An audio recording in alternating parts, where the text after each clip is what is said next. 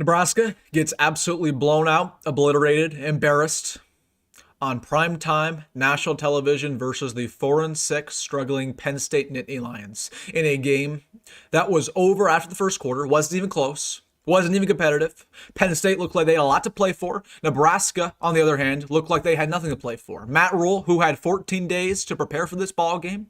Emmett Johnson, who had 14 days to prepare. TJ Lateef had 14 days to prepare. The entire coaching staff had 14 days to prepare. They looked like they didn't want to be there, huh? And you know what's funny? I'm going to be very angry this live stream just in a couple minutes. Trust me, I'm going to be very angry. I'm going to rant. But what's funny is that this is nothing new. This is not a new feeling for Nebraska fans. We've seen this story before, haven't we? Haven't we? Year one of Matt Rhule, we saw the story. You're darn right we did. Year two of Matt Rhule, you're darn right we saw this story. But you know what? I'll put that all to the side. I'll push that all to the side. That's in the past. This is the big year three breakout year. This is the year that, we're going to be in the mix for the playoffs down the stretch. November, you better be watching out for Nebraska. We have a good football team. Matt Rhule, one of the best head coaches in America, who just gave him a big extension. And yet, nothing has changed. Nothing has changed, because when Nebraska plays on primetime national television, when we play against an opponent with a pulse, what happens? We get embarrassed from a coaching staff standpoint, from a talent standpoint, from a trenches standpoint, even from a running back standpoint. It was a joke today. It was a complete joke, and we knew this game was over in the first quarter. We definitely knew this game was over at halftime. Why? Because Nebraska has never shown the ability to make adjustments, ever. Okay, and nothing about this game was shocking, right? And I'll right off the bat, I'll apologize. I bit the hype. I believed it. I saw that betting line. I saw Penn State was favored by 10. I said, you know what? That can't be true. Penn State's struggling. But don't let this victory take away from the fact that Penn State is a bad football team objectively. They have talents, but from a culture standpoint, they were crumbling going to this ball game. They are not very well coached. They have an interim. But yet today, we made Penn State look like they're still in the playoff talk. So again, I'll give Penn State respect. They played well. K-Tron out played well. But they made Nebraska look like a JV football team in year three, the big breakout year. And you know what's funny?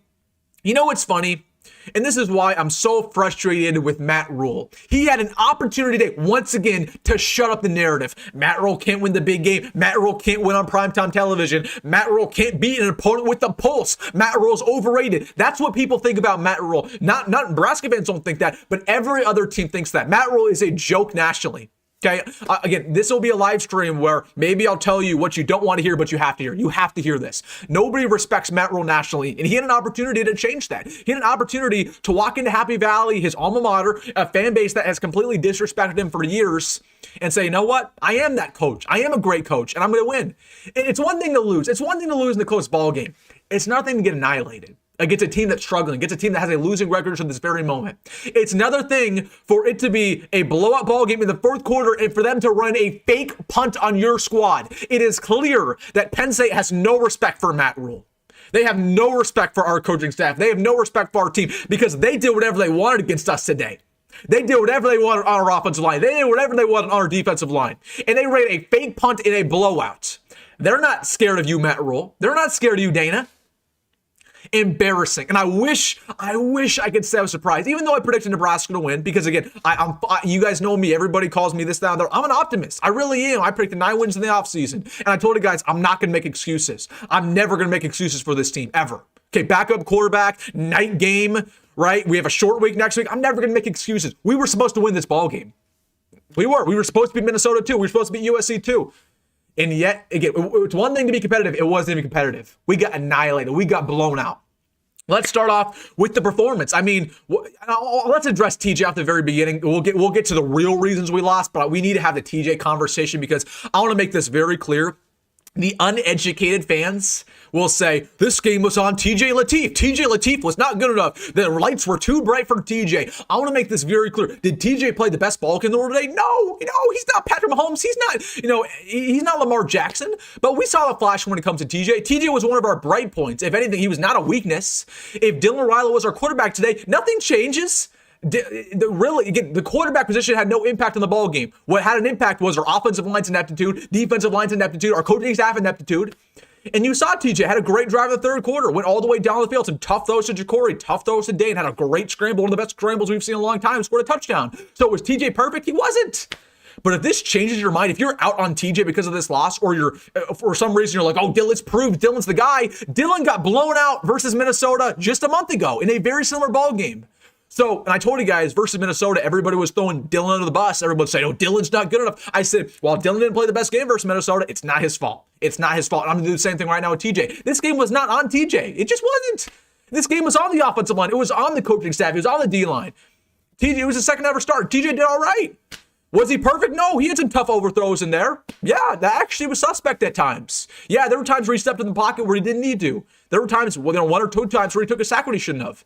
Nothing new, though. We dealt the same thing with Dylan all year.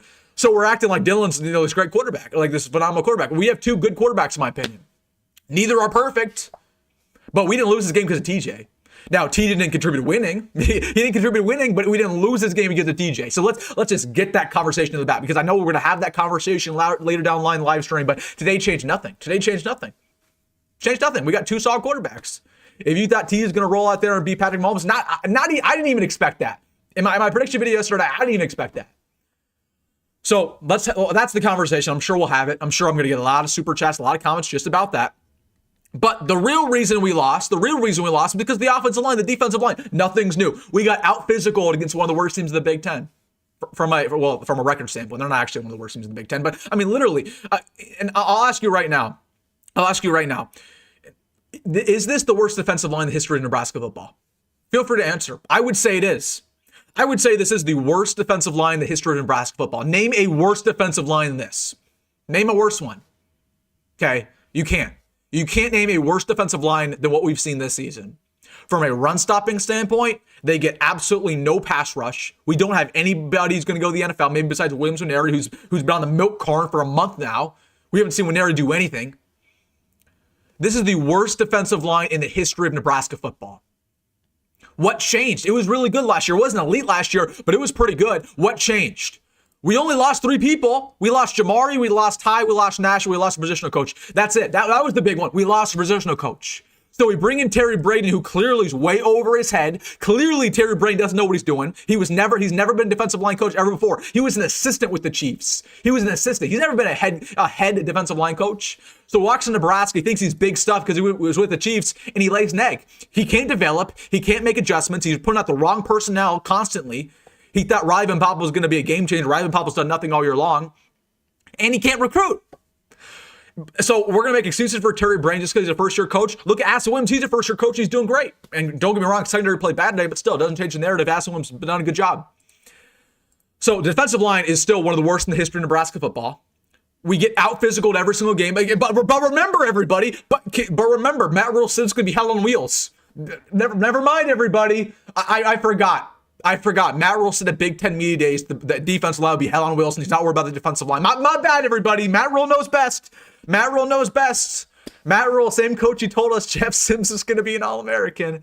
Well, again, we'll have the Matt Rhule discussion. I don't want to get into too much about Matt Rhule right now. Anyways, defensive line got out physical against an offensive line that really hasn't had a very good season for Penn State. The offensive line went back to their old ways. Nothing new there. We got fooled. We got bamboozled these past 3 weeks. Offensive line played well versus Northwestern, well versus USC, well versus UCLA. We're thinking, maybe Donovan Raiola turned a corner. Maybe Donovan Raiola is actually doing a really good job making adjustments. Maybe Elijah Pritchett's getting better. Maybe Turner Corcoran's getting better. Yeah, I don't think so. And granted, they played against a pretty good pass rush today, but still. Embarrassing performance from the offensive line. They gave TJ no opportunity to succeed. Very similar to the way the offensive line performed against Minnesota. They gave Dylan no opportunity to succeed. So once again, this game was not on the quarterback. Dylan wouldn't change anything. I mean, the only way Dylan would have changed anything is if Dylan could block. If Dylan could have been our left tackler today, or if Dylan could have been our 3 tech, then maybe the ball game would have been changed. But it didn't matter who was that quarterback. Even if Lamar Jackson was that quarterback today, we would have lost this ball game. Okay, when wide receivers can't get open, the offensive line can't block, defensive line can't stop a nosebleed, when we're giving up 6 yards per run, when Kate Allen's having a legendary day, when clearly the interim head coach has no respect for you, Matt Rhule, there was just no way we were ever going to win regardless of the quarterback.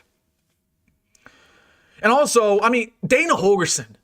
I'm so sick and tired of talking about Dana Holgorsen and the guru, the genius he is. What was the game plan today? There was no game plan. I'll tell you what the game plan was at the very beginning. The game plan was, we don't trust TJ Lateef. We don't trust him to throw the ball downfield. We're just going to ride Emmett Johnson, which, okay, whatever. Emmett Johnson, one of the best running backs in America. First drive of the ball game, what do? 10 consecutive runs, pretty much. And we have a nice little run by Emmett, goes 50 yards, goes inside the red zone. We get stuffed on a 4th down and 1 because we were incredibly predictable. Again, when you run the ball over and over again through the A-gap, they're going to stop it eventually, right? Because, again, they have a very talented defensive line. So it was a very vanilla game plan. Whatever happens, we got stuffed on a 4th down and 1. That's nothing new. We got stuffed on every single 4th down. We can never convert 4th downs. We can never convert inside the red zone. That's nothing new. We know that Dana Holgorsen, that's his kryptonite. So that's not changed. That hasn't changed. But then after that first drive, we went completely away from Emmett. Completely away from him. Because of one drive in which he had a lot of success, we went away from him. He only had 19 carries on the ball on the game today. So you're telling me that our Heisman-worthy running back had 19 carries and our backup quarterback had 27 passes? Really? Really? And mind you, that Penn State has one of the worst run Ds in the Big Ten statistically. And Emmett only had 19 carries? Really? And Dana's going to make an excuse. He's going to say, well, the game plan was out the window after Penn State took the lead. Like, whoa, why are you changing up the game plan after one touchdown? After one touchdown, you completely abandoned the running game with a backup quarterback and a Heisman-worthy running back. A Heisman-worthy running back, backup quarterback. You completely changed the game plan.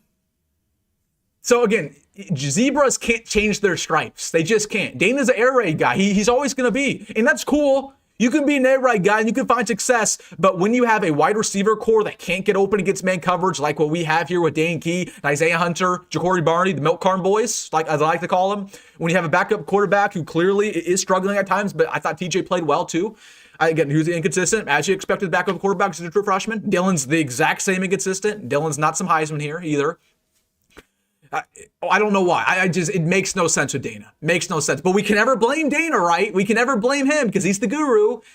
And people love to act like this offense is so good. We put up 10 points today. But it's all on Dana, right? But Dana's awesome, right? Guess how much points Michigan State put on Penn State last week? They put up 10 as well. Michigan State is one of the worst offenses in America. Oh yeah, I forgot. We almost lost to Michigan State though. So, again, Matt Rhule clearly was not ready for the big moment. Dana Holgorsen's not ready for the big moment. John Butler's horrific. Nothing's changed there. There was a 3rd down and 1. Kate Turnell was running wild on us, and we had 3 defensive linemen in the box. Like, of course they converted the 3rd down because we made no adjustments on defense. John Butler once again proven that he's not ready for the big moment. John Butler had an opportunity to prove himself too. Did nothing about it. It feels like we're in a bad dream over and over and over and over and over again. What do you guys think is going to happen versus Iowa? So let me get this straight. I want to make sure I'm right here. We had 14 days of preparation to play a 4-6 team with a really good running back core who's struggling with an interim head coach, and we got blown out. Okay. So what are we going to do now with only 6 days of preparation against an 8-win football team with also a great running back core with a mobile quarterback in a team that we beat only one time the past decade in Iowa? You lost by 30 points today, basically. What do you think's going to happen versus Iowa? You already know what's going to happen versus Iowa if you don't change. And again, there is no change. We can't do anything. This defensive line is awful. It's not going to change in 5 days. It's been awful all year long. We knew it was awful after Cincinnati, for crying out loud. The offensive line stinks. It has always stunk with Raiola. Do you think we're going to make a change there? Oh, absolutely not. Absolutely not. The Raiola deep state, it's alive and well, folks. It's alive and well. And as long as Dylan Raiola is in Lincoln, Donnie's here. So the offensive line's never getting better. The defensive line's not getting any better. Matt Rhule clearly, we're stuck with Matt Rhule. I'm not going to, you guys know me. I'm never going to blame Matt Rhule for, I'm going to choose my words wisely here. I'm not going to sit here and blame everything on Matt Rhule. So it was completely on him. Like, it's partially on him, but the players didn't play well either. But we're stuck with Matt Rhule. I'm not going to call for him to get fired like some people are, but we just gave him a big fat extension for the next 10 years. Like, I told you guys, zebras can't change their stripes. And I also told you guys, when a player or a coach shows you how they truly are, you better believe them. Okay, when a coach shows you who they truly are, when a person shows you who they truly are, you better believe them for their word. And Matt Rhule has shown you time and time again that he can't win a big game. Matt Rhule has shown you time and time again that he can't win on primetime national television. Matt Rhule has shown you that he can't win on the road against competent teams with a pulse. So how is that magically going to change next year? We talk all the time about the portal. We talk all about the time about getting talent. What's going to change? We still have Matt Rhule who can't win the big game. And again, I'm not disputing Matt Rhule is a good developer. I'm not disputing Matt Rhule has elevated this program. I'm not disputing that the program is objectively better than what it was 3 years ago. I'm not disputing any of that. But what's going to change? Is Matt Rhule going to finally figure out how to win these type of ball games in a course of an offseason? He hasn't figured it out so far. So that's why I told you guys it was so important that we beat USC. It was so important that we beat Michigan. So Matt Rhule has the confidence in himself to win these type of ball games.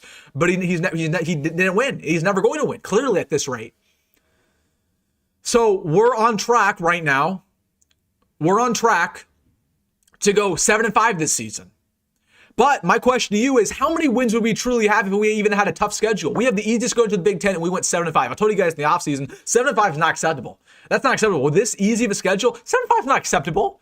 Nothing about 7-5 is good enough. Because look at our schedule next year.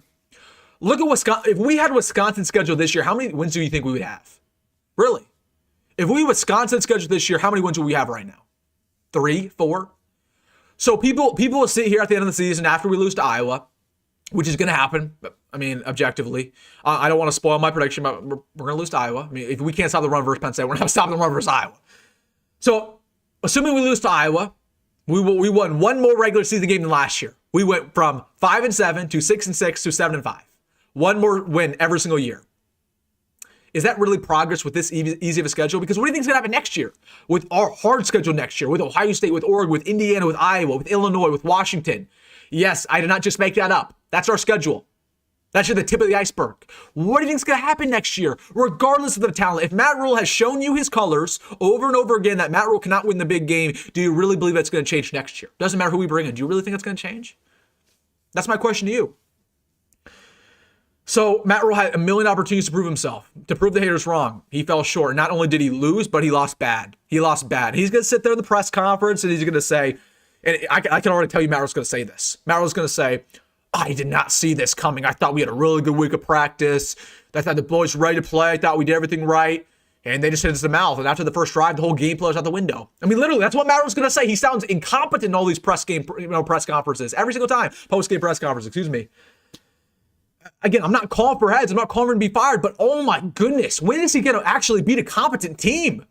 Literally, what is the best win in Matt Rhule's tenure? That's my question to you. In 3 years with Matt Rhule, what's his best win? What is his best win? There's like 2 to choose from. Literally, we've only been like 2 teams with winning records in 3 years. We beat Cincinnati. Like, you could argue that's our best win. You could argue Colorado last year, maybe. That's about it. Let's even narrow the equation. What's Matt Rhule's best Big Ten win? That's my question to you. So pathetic, man. So pathetic. When will this team change? What does it take? It doesn't matter who our quarterback is. It doesn't matter who our running back is. It doesn't matter who our defensive coordinator is. It doesn't matter. Everybody will blame everybody, but it doesn't matter. We're a cursed program. Maybe we are. Maybe we are cursed. But what I saw today was a team with no inspiration, no passion, who clearly has talent. Clearly, there's a lot of money spent, and they waste all of it every single week. And they're to collect the paychecks. And they're there to play selfishly. That's what I see every single week. And I see a head coach who's in over his head constantly. But let's sit here and praise that contract extension, which I told you at the time was a bad move. I told you at the time that while there are some benefits and while I was cool with Matt Rhule staying here because I think continuity is more important than anything, and I, again, want to make this very clear. People are going to misconstrue my words. They're going to say, oh, Wilson, you're calling for Matt Rhule to be fired. I'm not calling for that. But I'm just saying, I told you guys at the time, like, we're really going all in on a coach who hasn't proved anything here just because we're scared another team's going to take him away. Like, good programs don't operate that way. Good teams don't operate that way. Good teams don't extend coaches just because they're scared he might leave. It's crazy to me, man. Let's go back to my notes on the game. Offensive line was awful. Let's see how many sacks we give up on the total day. I don't think we actually gave up that many sacks. We only gave up 3 sacks, funny enough, but they got probably over 10 pressures on the day. Turner Corcoran was incompetent. Elijah Pridgeot was incompetent. Nothing new there. Defensive line was horrific. No question about it. Secondary played awful today too. The secondary really regressed. Like the entire defense played awful. That's thanks to John Butler. His game plan was vanilla once again. John Butler clearly is not ready to be a defensive coordinator. He just isn't. And that's shame on Matt Rule for making that decision. That's shame on Matt Rule for making him the defensive coordinator because he hasn't been one in 10 years. Like John Butler hasn't done the worst job in the world, but what has been his best game plan this year?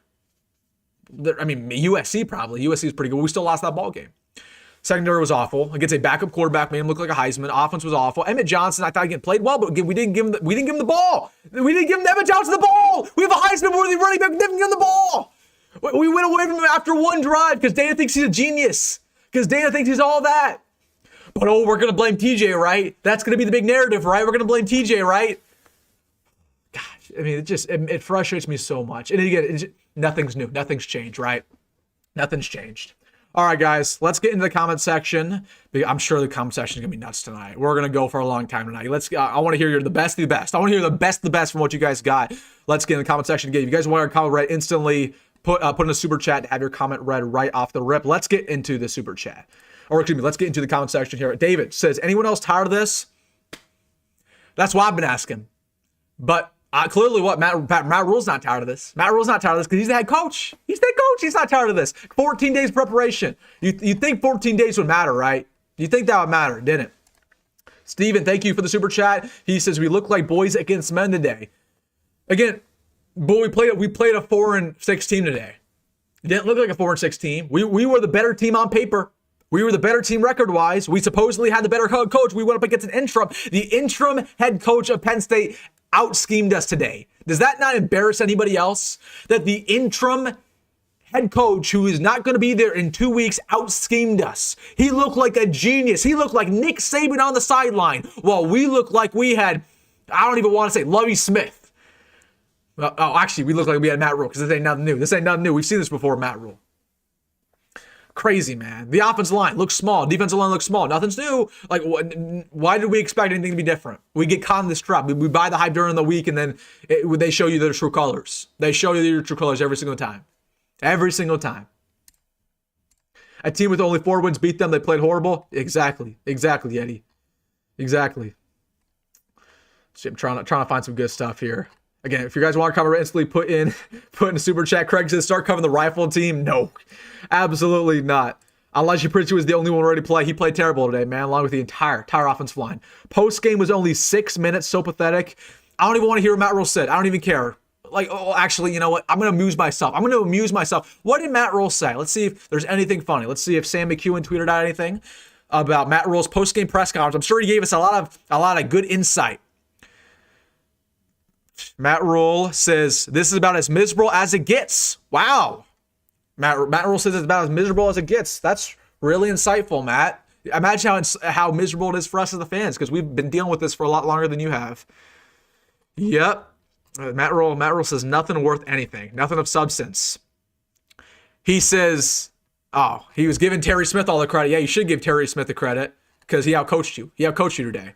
It's crazy, man. It's crazy. I don't even want to hear what he has to say. I don't even want to hear what Matt Rule has to say. It's the same crap. Same crap every week. Noel says, I don't see progress. We have to beat Iowa in bowl game, and I don't see that happening, unfortunately, in the 26 schedule. That's tough. Rule will be on the hot seat next year. That's why did Dane extend Rule? Because we were desperate, man. Because that's what we are as a program. We are not, again, we see here all the time. We act like we're this great program. We're this blue blood program. Again, good programs do not make rash decisions because they're worried a coach is going to leave them. And that's what we did extending Matt Rule. I said it at the time. I'll say it now. Okay. So again, I want to make it very clear. I'm cool with Matt Rule being here. I'm cool with Matt Rule being extended from the fact that I want continuity, but I was not cool with the extension because he hasn't proved himself. He hasn't proved anything. Matt Rule's never proved anything here. Oh, cool. He's won. At the time we extended him, he won like 5 games. Cool. Whatever. It's crazy. It's crazy. But we were talking just a couple months ago about make the playoffs, right? Matt Rule said defense will all be hell on wheels, right? Okay. He said the offense will all be the strength of this team. Okay. Joshua, thank you for the super chat. If you guys want to cover it, instantly put in a super chat. Joshua, I appreciate you. He says, we can't defeat a physical, disciplined team. That's why we always lose to Iowa and Minnesota. We have no identity on offense. Bring back a smash mouth running attack with strong line play on both sides. I mean, Joshua, I'd even up your comment to say we can't beat a team with a pulse. I'd say we can't beat a team with pulse. We don't even have to play teams who are physical and disciplined. We just can't beat teams with pulses. Okay? That's about as simple as it gets. If we play a team who's halfway competent and is going to make a bowl game, we will lose that bowl game. We are also, and I'll tell you guys this, we are so fragile mentally. Matt Rule will say, well, the culture's getting a lot better. You'll hear the same thing from all these coaches. You'll say the same thing from all these players, right? The culture's so much better. And I'll agree, the culture's gotten a little better. But the only way Nebraska ever wins football games this season, I mean, literally, is if we're up in the first quarter. If we're up 7-0, 14-0 in the first quarter, if it's a competitive game in the first quarter, we'll win. That's the only way. That's the only way we'll win. But if the game is tied after the first quarter, if we're down for the first quarter, we'll lose because we already know it's over. We have no hope, and we make no adjustments, ever. Okay? So that's when I knew the game was over after the first quarter, when we were getting absolutely dominated from a physical standpoint. They run the ball over us. I knew it was over. Because if you think Matt Rule's going to make an adjustment, you're wrong. You're wrong. If you think this team's going to somehow come back to being down 10-0, 14-0, you're wrong. It's not going to happen. So the only way we beat Iowa is if we're up early in the ball game. Because if they hit us in the mouth early, it's over. It's already over before it even began. And again, that's why I bring up the question earlier, like holy crap. What has been Matt Rule's best win this season? There hasn't been one. There hasn't been a good win his entire tenure here against a competent team because our offensive line sinks. Our defensive line stinks. We have a Heisman-worthy running back, and yet we didn't feed him today. Why? Because our offense coordinator thinks he's a genius, which he's not. Again, sometimes it's just not that simple. Sometimes it's not that complicated. But they try to act like it is. Okay, we're not asking for a lot. We're not asking for a lot. We're not asking for this team to blow up Penn State. We're not asking for this team to win the national championship. All we're asking is on primetime national television, look a little bit competent. Look like you want to be there. Look like you're worthy of being there. And this team, once again, shows you their true colors every single time. But guess what, guys? We have to deal with 2 more games of this. We have to deal with the Iowa game, which you think today's painful? Imagine what's going to happen when we play our bitter rival Iowa, and they're talking a lot of crap. You better believe they're going to talk a lot of crap. This week, it's Iowa Hate Week. That's going to be painful too. And then we'll play a bowl game. And then we'll probably play an SEC team. And we might lose the bowl game. Because I'll tell you what, Emmett Johnson, who's carried the offense all year, the only way we were going to win this ball game is if Emmett Johnson had 200 rushing yards. He didn't even hit 100.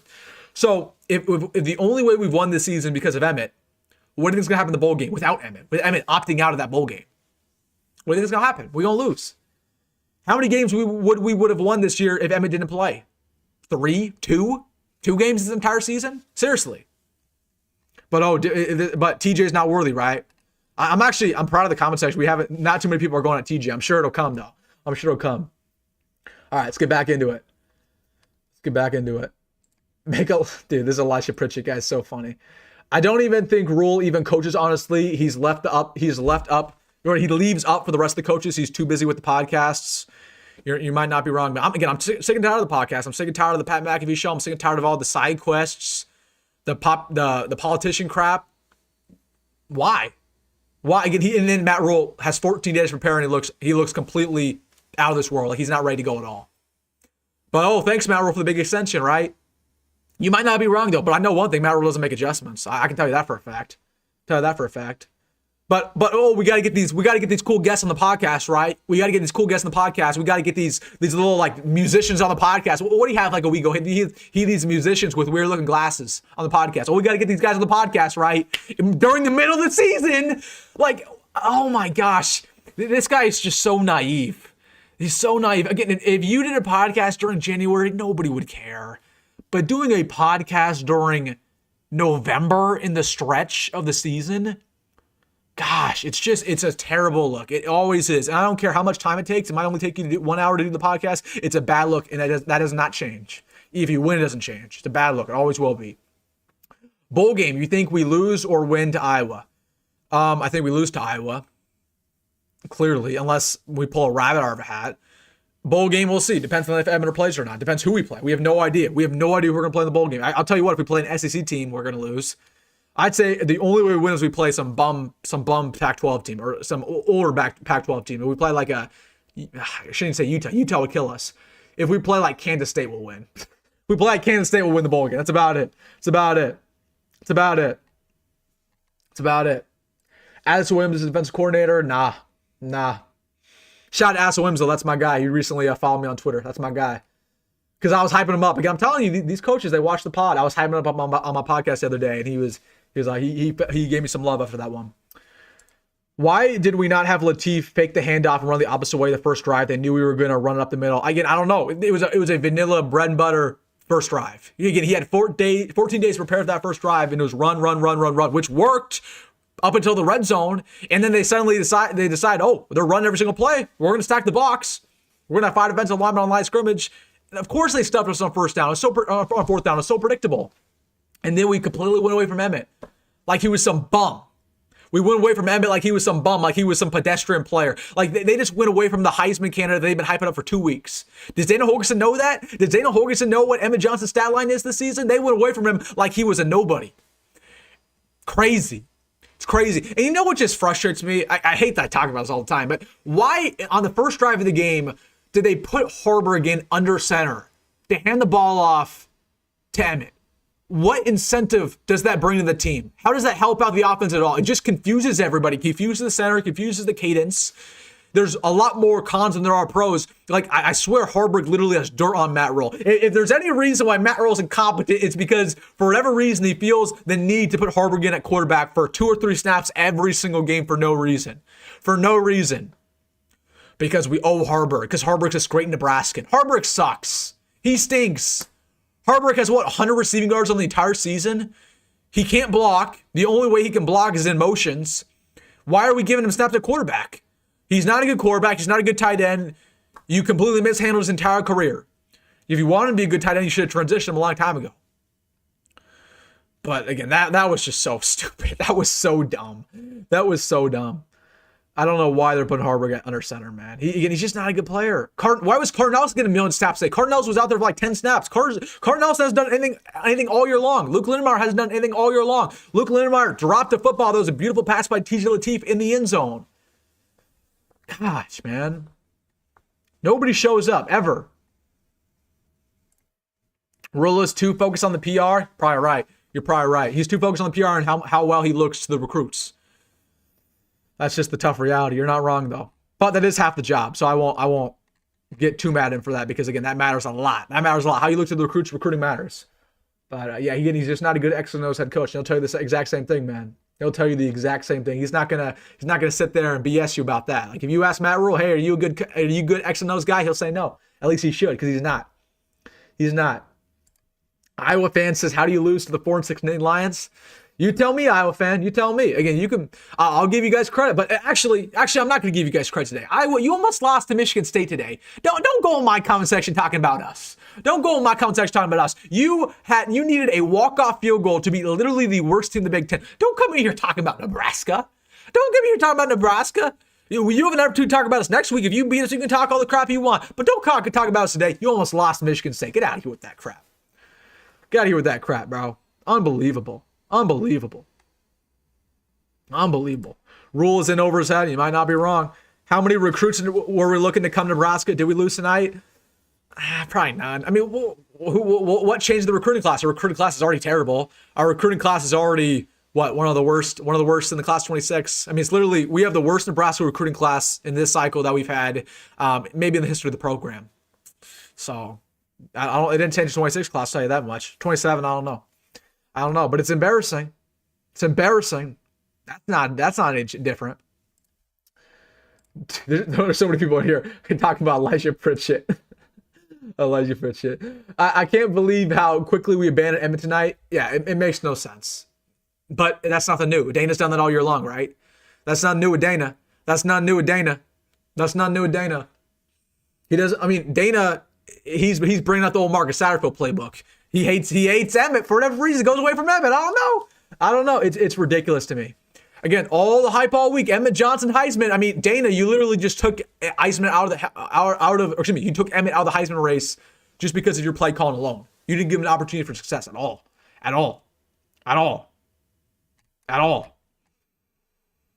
But Dana's this offensive guru, right? Dana's this future head coach, right? Does Iowa blow us out or just beat NU in a walk-off field goal? No, that's what they're going to do every single time. Like, Iowa's not going to blow us out next week, but it'll be a close ball game. It'll be gritty. TJ will play well at times. Emmett will play well at times, and then we'll have our heart stripped out the very last second. It happens every year. I can guarantee you that one for a fact. For a fact, I can tell you that's what's going to happen. Do we have the dumbest coach in the Big Ten? Probably not. Probably not. Michigan State does. Michigan State does. This is clearly the wrong staff. Rule has chosen to die on that hill. Failure to make the proper decisions means they'll eventually be made for you. It's a good point, Ross. And again, I'm sick of, again, clearly our positional coaches aren't good enough. Clearly Terry Braden's not good enough. Clearly Dane is not good enough. But are we just going to fire those guys and try to fill in the cracks again? Like, we have a brand new coaching staff from last year. At some point, once again, you have to point the finger at the head coach. Okay. We did the same thing with Scott Frost. We blamed all these coordinators. And then suddenly in year 5, we said, okay, maybe our head coach is the reason we're not finding success. It's same deal with Matt. Same deal with Matt. Matt's making the calls here. And Matt is the same one who dies on the hill of never firing anybody. Terry Braden's the worst defensive line coach ever. He's terrible, dude. We're not firing him, though. We're not firing Donnie Raiola, who's incompetent because of the Raiola deep state. But we'll make excuses for everybody but Matt Rule. What's the point of watching the bowl game? It doesn't matter unless you're in the playoffs. I don't agree with that. Bowl games matter. Bowl games matter. They matter a lot, especially for NL, especially for the portal. It matters a lot. It really sets the tone for your entire offseason. If you win the bowl game, it matters a lot. Like, if we lost against Boston College last year, it would have ruined how we felt about the team going to the offseason. So it matters a lot. What do you think about Jacob Bauer? Thought he had some good plays. I mean, he was okay. But he had that terrible PI in the end zone. Like, why was he in man coverage to get the tight end in the end zone? Awful PI. We had a couple awful PIs today. I mean, he's okay. He's raw. I think he'll be good next year. He's like a John Bullock type of guy, but he's just not ready. He's definitely not the fix. Like, we have a lot of coaches. We have a lot of players who are contributing more to the problem than they are the solution. Okay. And I don't know if Jacob Bauer is part of the solution, but he's definitely, I wouldn't say he's part of the problem, but he's definitely not part of the solution. That's for sure. Helen Keller could coach better than the coaching staff. That's pretty funny. But yeah, I mean, again, this is not the coaching staff, man. It is. If Wisconsin could beat Illinois, then Nebraska should be able to beat Penn State. Wisconsin would annihilate us if we played them tomorrow. Wisconsin would absolutely embarrass us. If we played in Madison, Lincoln, doesn't matter. They would win that ball game. So, for whatever reason, they're getting better. Seeing aggressive, we're getting significantly worse. What do you think is going to happen to us next year, Wilson? I mean, depends on who we get in the portal. I mean, how are we attacking the portal? That's my first question to you. Are we getting multiple defensive linemen? Are we fixing the offensive line? Who is our quarterback? Who's our offensive coordinator? Is Dan going to stick around? I don't know. I mean, there's a lot of change that's going to happen in 2 weeks. Trust me on that one. It's going to be a busy couple weeks. It's going to be a busy November. Going to be a busy December. But I'll tell you what, if we do kind of like what we did last offseason, we're going to win 5 games. If the roster barely improves, we're going to win 5 games. We're not going to make a bowl game. And we can't, and I mean, we're not going to be able to fire Matt Rule because we're going to have to pay him like a $50 or $60 million buyout. So listen, I mean, this is everybody who wanted Matt Rule to be extended. I mean, here we go, man. Here we go. Buckle up. What is Nebraska getting a strength and conditioning coach one of these days? I wouldn't say strength and conditioning is the problem. I wouldn't say that. I think Campbell's actually doing a really good job. Campbell's a lot better than our old guy. Who was our last name? Duval or something? He was terrible. You know what's bad when our strength and conditioning coach is a fat dude. Like, that's our guy under Scott Frost was fat. I mean, that dude was obese. Like, if you have a strength and conditioning coach who's fat, I mean, clearly you're not going to be doing a good job. You're not even doing your own job correctly. But at least our strength and conditioning coach right now is jacked. At least he can say that about himself. But if you got a fat one, bro, I don't care how much you're benching. If you can't take care of your conditioning, if you can't jog on the treadmill for about 20 minutes, sheesh. But I wouldn't say that's the issue. Do you think Rule will go down being as good of a coach as Osborne or Vanny? You're trolling. Nebraska needs to relax, brother. I don't know what you mean by that. I feel like Rule gets bought out. He's cooked. Next year's schedule is crazy. We won't compete with a crap pile class and no portal grabs. I mean, we'll get guys in the portal. I mean, we'll definitely get some players in the portal. No question about it. We'll definitely get some players in the portal. We'll get some big time names. We'll be aggressive. So that's not going to be different, right? That's not going to change anything. But even if we do have some magical portal class, it doesn't change the fact that we can't win these big games. If we get some great offensive tackle, does it change the fact that Matt Rule can't scheme up and defeat great opposing head coaches who are also very disciplined? Does that change anything? I don't think it does. So it doesn't matter how well we do in the portal. If Matt Rule can't win these type of ball games, which he's never proved he can, Nebraska's going to win 5 games next year. That's just the unfortunate reality. So I'm looking at him more than anybody else. I am really proud of this comment section. We have not seen any TJ haters. I really thought that was going to be a big thing. I think I'm proud of you guys. I am proud. I'm waiting for one person to bring it up though, because I kind of want to talk about it. Who are looking at the D-line, the portal? Nobody's entered yet. Nobody worth anything's entered yet. But we'll get a lot moving here in December. Trust me on that one. If the Nebraska O-line is bad, why not put in Tyson Terry? Well, he's a defensive lineman, and also Tyson Terry is injured. He tore his ACL. So yeah, he's not available. Talent and schemes determine games. Nebraska has needed those things. We have talent. I think that's a misconception. We have talent. We have talent. We have two solid quarterbacks from a talent perspective. We have a Heisman-worthy running back. We have a talented receiver core objectively, with three receivers who have produced at a very high level in the past. We have talented, receivers who are former 4 stars as well, and Cortez Mills, Jeremiah Jones. Objectively, we have a talented offensive line, talented defensive line. Talent's never been an issue. I feel like that's a huge misconception. We've never dealt with lack of talent. It's the development and it's the coaching. That's what it always has been. It's always boiled down to that at the end of the day. At the end of the day, need Cortez Mills to play over Key. Also, Rex Guthrie so buns. Yeah, he's terrible, dude. He's terrible. Rex Guthrie's awful. He's developing, but you know what he reminds me of? He just reminds me of Isaac Gifford 2.0. He's exactly Isaac Gifford. Like he's a tough tackler, sneaky athletic, kind of like Gifford, but he's not athletic enough to be a man-to-man corner. He doesn't tackle well enough to be a safety. He commits so many PIs as egregious. He gets absolutely exposed in man coverage. But apparently Rex Guthrie is so much better than Marcus Buford. I mean, both are terrible, don't get me wrong, but it's crazy. Crypto King says Huskers win with Dylan. Yeah, we maybe we put up an extra touchdown with Dylan. If Dylan could block, maybe. If Dylan could play 3-tech, maybe. If Dylan was our head coach, it was Nick Saban 2.0, maybe.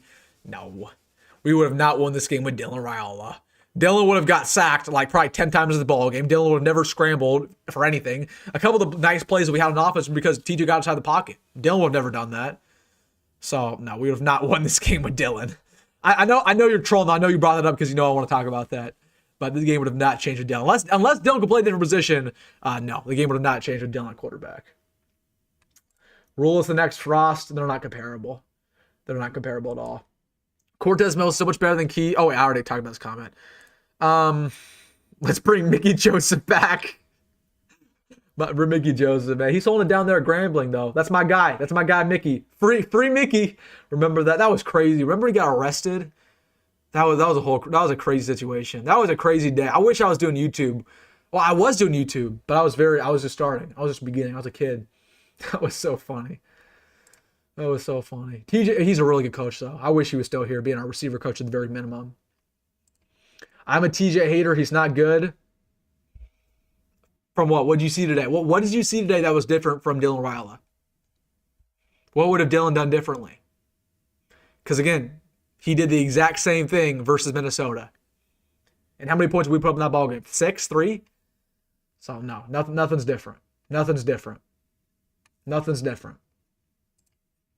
The only way we turn this around is if Saban has said he's seen enough and comes back to coach Nebraska. We're not a big enough program to ever get Nick Saban or anybody worthy of anything, man. At this point, I mean, that's just the hard reality. We're not good enough. We're not good enough to get Saban or anybody worth anything. Like that's why I was like confused. Like don't get me wrong, Matt Rule's a very flawed coach, but I was confused when all these people wanted Matt Rule gone after Minnesota because I'm like, who are we gonna get? Like, okay, cool, we got rid of Matt Rule. Who are we gonna hire? Who wants to come to Nebraska, especially over Penn State or LSU or Florida? Like if we were to get a new head coach, who's that gonna be? Gonna be nobody. Gonna be nobody good. Mike Eckler maybe. I'll tell you one thing about Mike Eckler though. He get those boys ready to play. I'll tell you that much. But Matt Rule, again, he proved all the haters right constantly that Matt Rule can't win the big game. Ever. Matt Rule can't win the big game. Nothing's changed. AJ, thank you for the super chat. Gave you guys one comment right instantly put in a super chat. He says, how do you feel Archie Wilson biggest hit of the day? But I love that, man. That was sick. When he hit him out of bounds. Hey, man, that's legal in Australian football. In Australian football, they get down. They let you hit him out of bounds, let you hit him anytime, anywhere. I like that, though. That was awesome. Now, Hey, man, Archie Wilson, he did his job. He did his job. That was funny. But at that point, I didn't even care. I gave up on the game at halftime. We might have had a chance to get to Iowa next year. We play them on week 5. We do not play Iowa week 5 next year. I don't know why you think that. We play Iowa Black Friday next year. Week 5? Why would we play Iowa week 5? Why would we play them in September? We are not playing Iowa week 5. Can you guarantee you that one?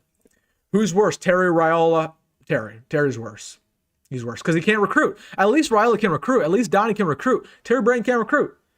So, hold on. I'm watching the Stanford-Cal game right now. Stanford just beat Cal. Why is Andrew Luck getting interviewed after the game? Andrew Luck is not the head coach. Why are they interviewing Andrew Luck like he's the head coach? He's the general manager. Dude. ESPN is such a joke. At least we don't play football games at ESPN anymore. Wilson, our coaches suck to high heaven. 2 weeks to prepare for the run, and this is what we get. No adjustments at half. Like all the other games, I do believe Raiola is more accurate than TJ. You're not wrong about any of that. Couldn't stop the run. Clearly we're not prepared, not ready to go. Matt Earl's too busy doing podcasts. You're not wrong, but I don't agree with you that Dylan's more accurate than TJ. I mean, TJ definitely had some inaccuracy issues for sure. Like he had some overthrows. He had one ball that probably should have been picked off. But I mean, again, Dylan had 3 picks against Maryland, 2 picks versus Michigan State. Like maybe Dylan's a little more accurate, but Dylan makes bad decisions, a lot more bad decisions than TJ does. So again, I just don't think it's a good comparison. Where's Maverick Noonan? He's on the bench because he's terrible. He's terrible. He's not his dad. That's where he's on the bench. If this defensive line is this bad, Maverick Noonan's not playing. It means Maverick Noonan's not good at all. Not good. Every like this video gets is a point for Nebraska in the Iowa game. That's facts. If you want Nebraska to score 100 versus Iowa, hit that like button. Where we're at? We're at 80 likes. Everybody hit the like button. Hit the like button on the stream. Let's get to 100 real quick. All the talent in the world can't overcome bad coaching. Bingo. And I tell you guys all the time, you either lose games in the Big Ten because of coaching or talent. Usually never Nebraska never lose because of talent, unless we play like Ohio State or Michigan. But usually the reason why we lose is because of coaching. And we lost today because of coaching. Absolutely. We made their interim head coach look like he was Nick Saban, look like he was T.O. out there. We made him look like he was Bear Bryant, man. It's crazy. But actually, it's not crazy at all. I shouldn't even say it's crazy. This is nothing new. We've dealt with this time and time again. Nothing about this is new. Nothing about this is a new experience. Nothing about this is even shocking. Nothing. We would have won Jeff Sims? No. 2027 schedule, do we have a chance to be decent? Tell me who we get in the portal. Maybe. And we'll have that conversation later today, man. Again, this roster is going to look completely different. We have no idea who our quarterback's even going to be. We have no idea who our quarterback's even going to be. We have no idea. I'll tell you what, though. If there's any guy who's happy about this game, I bet Dylan was happy. I can tell you what, Dominic Raiola was probably celebrating this game. Dominic Raiola is sitting at his house in Georgia. He's probably grinning from ear to ear that we lost, probably. Because I mean, let's just be real. That's probably what's going on. Let's be real. I wish I didn't believe that, but I definitely do. My man Barney says Elijah needs to be involved in the Iowa game plan to help us win. He can coach, play quarterback, running back, and D-line. He can do anything for us. Elijah Pritchett is the GOAT. I love it. I love the troll. Again, Elijah played terrible today. That's the funny thing, too. He played terrible. Well, I love it. He has gotten better, though. I'll give him credit. Wilson, I'll be down if you cover Nebraska ball. I bet they'd be more excited than Nebraska football. Again, we'll cover Nebraska ball for sure. They got a big win yesterday versus K-State. Yeah, well, I think my first basketball video will be against Creighton, which will be in 2 weeks. So we'll cover basketball for sure, assuming they're good. The reason why I didn't cover it yesterday is because I was too focused on the Penn State game. And I just don't know if it was good views. But again, if people want basketball, let me know right now. If you want basketball, I'll do it. But I got to see some comments. I got to see the people because I do videos based on people support. If people want basketball content, I'm there. I'll do it for sure. But if people don't want it, I'm not going to do it. Same reason I'll cover volleyball. Like if people wanted volleyball content, I would be there. I'd be doing volleyball. But I'll do whatever you guys want. I do it for you guys, not me. Do you see Jeff Sims balling out for Arizona State Boulder today? Are you kidding me? You're joking. Let me look at this. Arizona State's beating. He actually is. Jeff Sims threw for 200 passing yards, 2 touchdowns, 1 reception. against Colorado, and they're up by 11 points. Hey, not bad, Jeff. Not bad. Not bad. Raleek Brown has also ran for 200 rushing yards for Arizona State. Remember the name Raleek Brown. Remember that name. Inside bit. Portal. Inside bit. Portal. Nebraska. Portal. Raleek Brown. Just remember the name. Remember the name. And the LSU running back. Who's the LSU running back? Gosh. Durham. Remember the Durham name. Inside bit. I'm telling you guys, I know some people in the portal. Remember those two names, though, because there are going to be some Big Ten running backs in the portal, and Nebraska hopefully is going to go after them. You should have callers like Big Red Overreaction. Dude, if I had callers like Big Red Overreaction, my channel would get demonetized. I would be... I don't know. I don't know if I would trust some of you guys. Maybe. I've thought about it before. I've honestly thought about it. No, my channel would get cooked, dude. YouTube would take it down. We play Iowa mid-season, dude. You're wrong. No, we do not. We do not play Iowa week 5 next season. I'll look it up right now. Again, I know if you go on the Nebraska website, it says we play them mid-season, but it's because the ranking, the actual schedule hasn't came out. Yeah, we don't play Iowa week 5.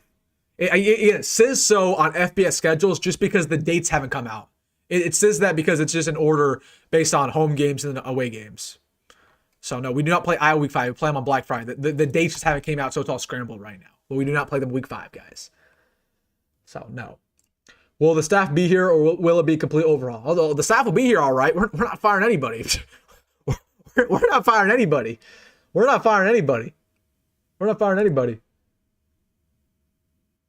Hold on. What? Leon Noyle Jr. just said, I'm releasing it tonight in an hour. I'm flipping back to Nebraska because of some NIL and family things. Go Big Red. We are back next year.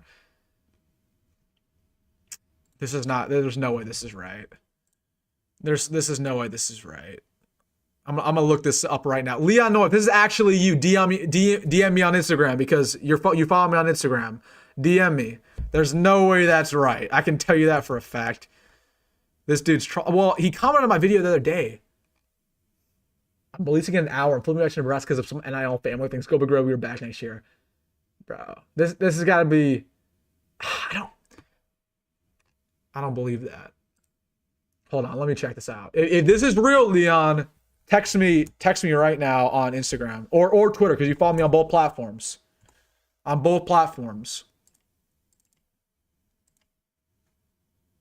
Yeah. I don't know if I buy that at all. But text me if it is. I'm not buying that.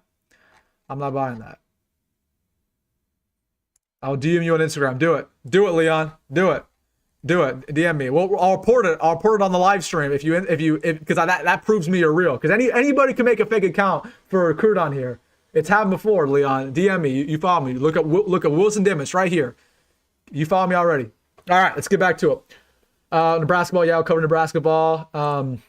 It's not just the podcast, although I'm with you. It's coupled with everything about talking about chilling on the couch a Saturday watching various games volleyball. McAfee knows. Yeah, I don't know. Again, Matt Rule, I agree. Again, he's just too chillax all the time. It's clearly, again, there used to be coaches for Nebraska who would quite literally sleep in their office. Okay, I know for a fact that Bill Callahan, whatever you think about Bill Callahan, he had a mattress in his office. Okay, Bo Pelini would sleep in his office, right? I'd better believe that T.O. would sleep in his office. So, again, Matt Rule says he wants to get home by 6 o'clock every night. I can tell you what, he's not sleeping in his office. He's trying to get home. Take that what you will. But sometimes you do got to sleep in the office. Sometimes you do got to completely commit to Nebraska. Because again, when you're in November, it's at the thick of a season. The season's not going the way you want. You got to do whatever it takes to win. And Matt Rule, for whatever reason, he's not taking the extra steps. That's his problem. He's not taking the extra steps. In order to be great, you have to take the extra steps. You better believe T.O. did it. You better believe Vandy did that. So, I'm still waiting on my text from Leon Noyle. Again, I'm telling you, I think that was fake. He said he'd text me. No, he You're right. Elijah Pritchard got me to flip. It was actually Don Raiola. Dude, Leon, no, you're fake. Get out of here with that. If you are real, you would have texted me, but you didn't text me. So get out of here. Get out of here trying to play. Get out of here trying to play. I'm not believing you. I'm not believing you. That's crazy. That's crazy. Yeah, it's crazy. Raiola will be playing on a playoff team, contending team, while Nebraska will be contending for a bowl game late in the season. I mean, you're not wrong, man. You're not wrong. I wouldn't be shocked if he leaves. I would not be shocked if Raiola leaves. Wouldn't be shocked. We aren't improving as a program. Really disappointing. Our line play is a joke. We need to build up the trenches with better talents. I mean, again, even if we were getting great players in the portal, what changes? What changes? Even if we got great offensive line, what changes? Do you really have confidence we're going to win these close games? Or this game wasn't even close? What changes? Nothing. Bye for racing. Thank you for the super chat. If you guys want to comment, instantly put in a super chat. He says, two mats in my life have got to go to the floor and rule. I don't know what you're talking about there. Matt LaFleur, I know who he is. I don't know how that's relevant. Wilson called the spread disrespectful for Nebraska. Lol. The spread was disrespectful to Penn State. Again, that's my bad. That's my bad. Again, it was disrespectful. Like, objective. I mean, Vegas knows, though. Vegas always knows.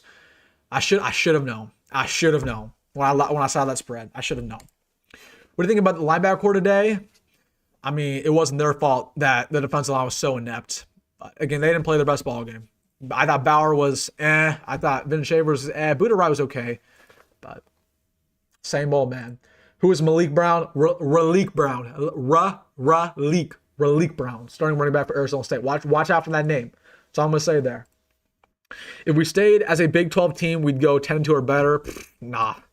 Dude, if we were in the Big 12, we wouldn't have won any more games. I think if we would stay in the Big 12 this year, we probably would have won 7-5, just like we are now. Just like we are now.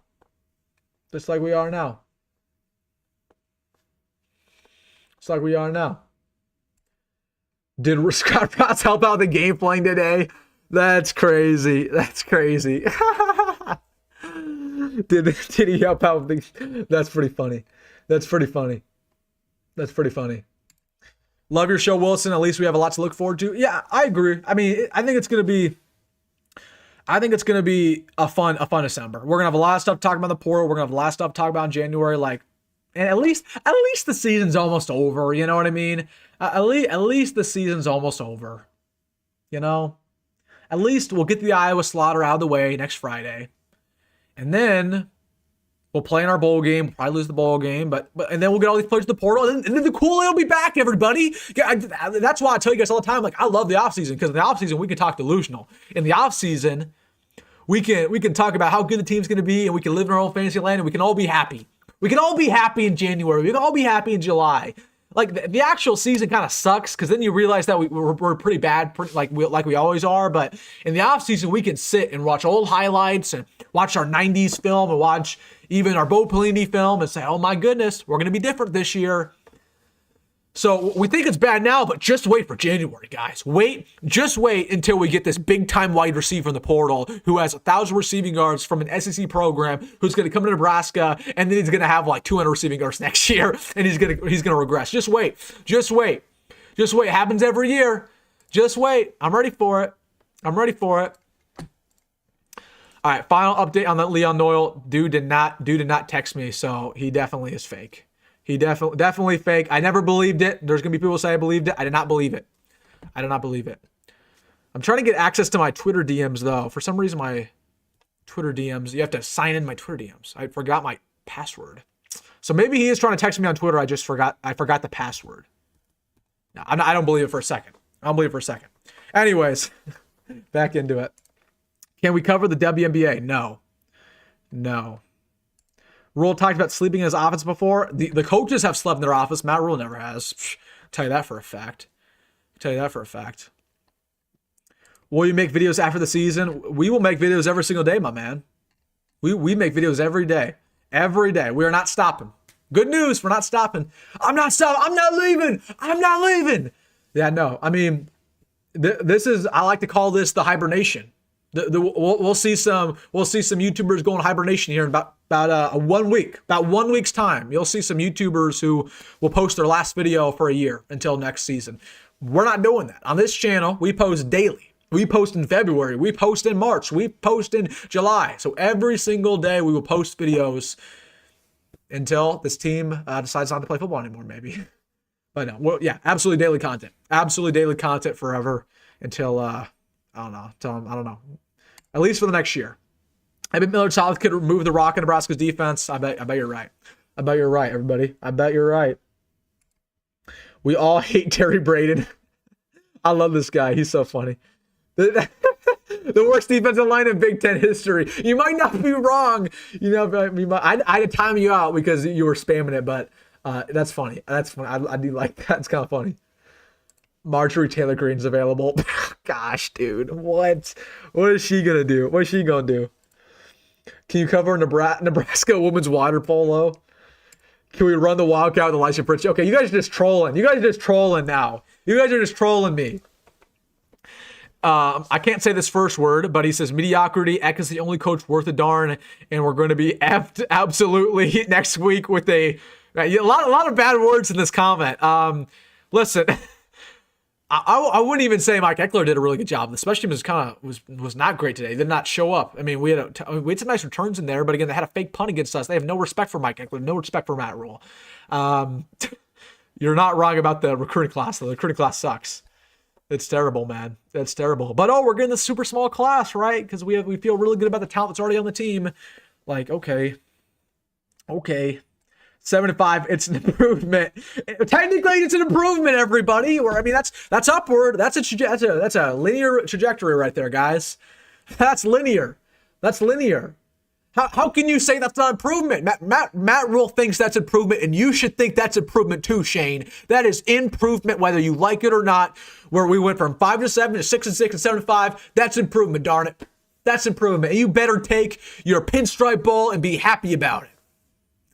Nah, I'm just trolling. But, yeah, it's pretty disappointing. Because I'll tell you what, we're not going 8-4 next year. You think with that trajectory we're going to get one more win next year. Oh, no, not going to happen. Not going to happen. Not going to happen. When does Millard South play? They play on Tuesday night. State championship game at Memorial Stadium. Your boy's going to be there. Your boy's going to be there. So if you want to meet, if you guys want to meet me, I'll be there at Memorial Stadium Tuesday night. Support my guys over there at Millard South. Who, all those Millard South boys, where are they going to college? Not Nebraska, because Nebraska didn't recruit them, because Nebraska was too good for them, supposedly. Matt Rule is too good for a 5-star quarterback from our own backyards going to Bama.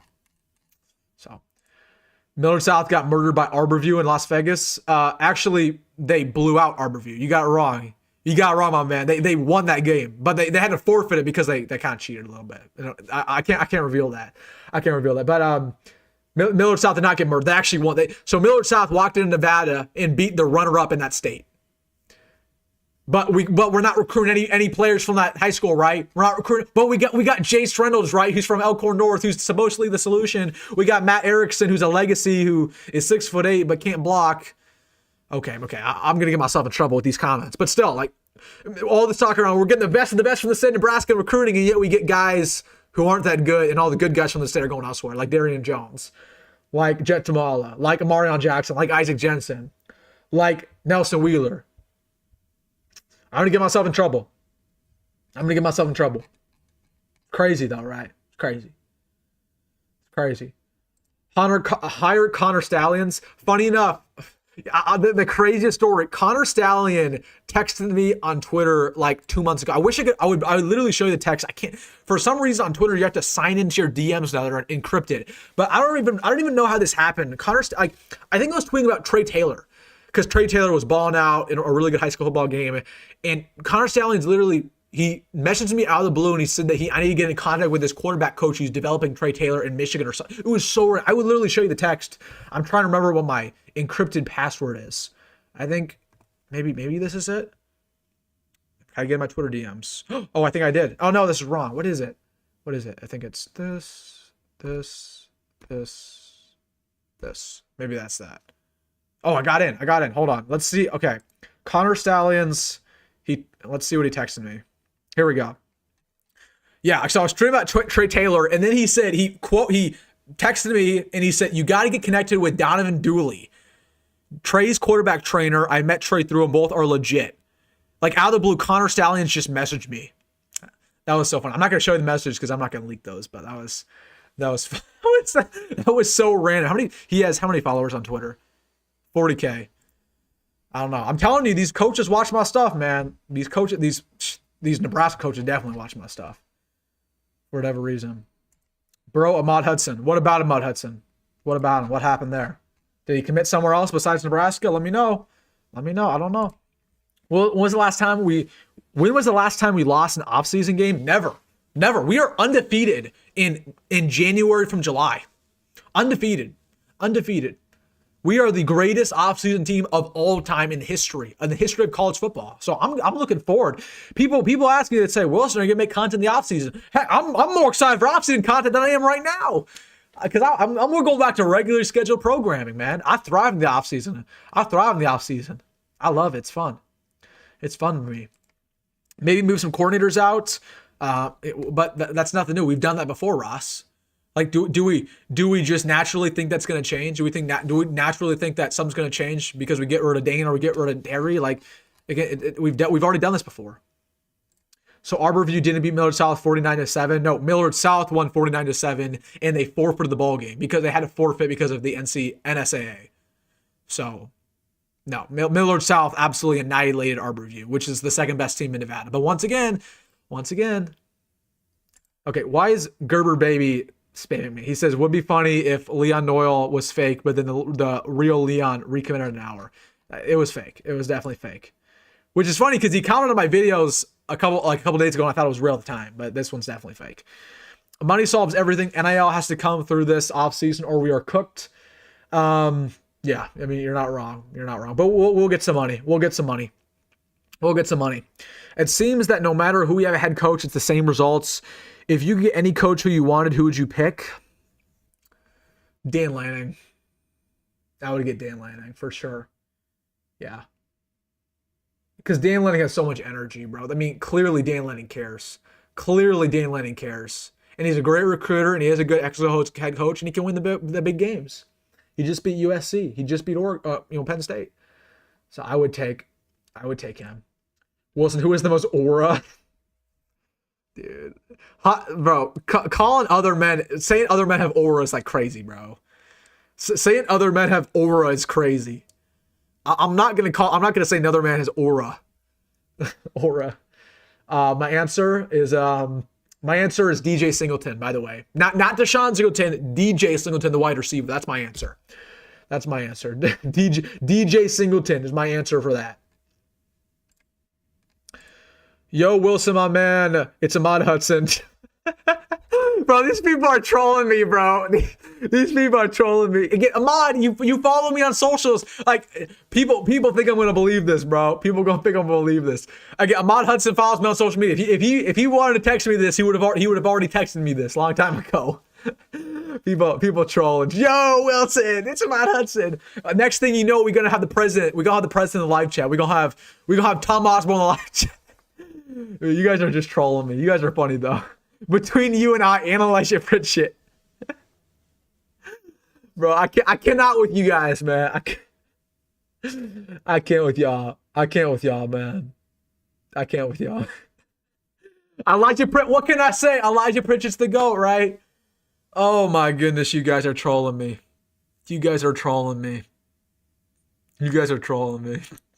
Again, if this was the real, he would have already texted me a long time ago. Speaking of Trey, how long till he uncommits? He's not uncommitted. He's not decommitted. How easy the 27 schedule? It's actually pretty easy, low key. The 27 schedule. Let's look at it real quick.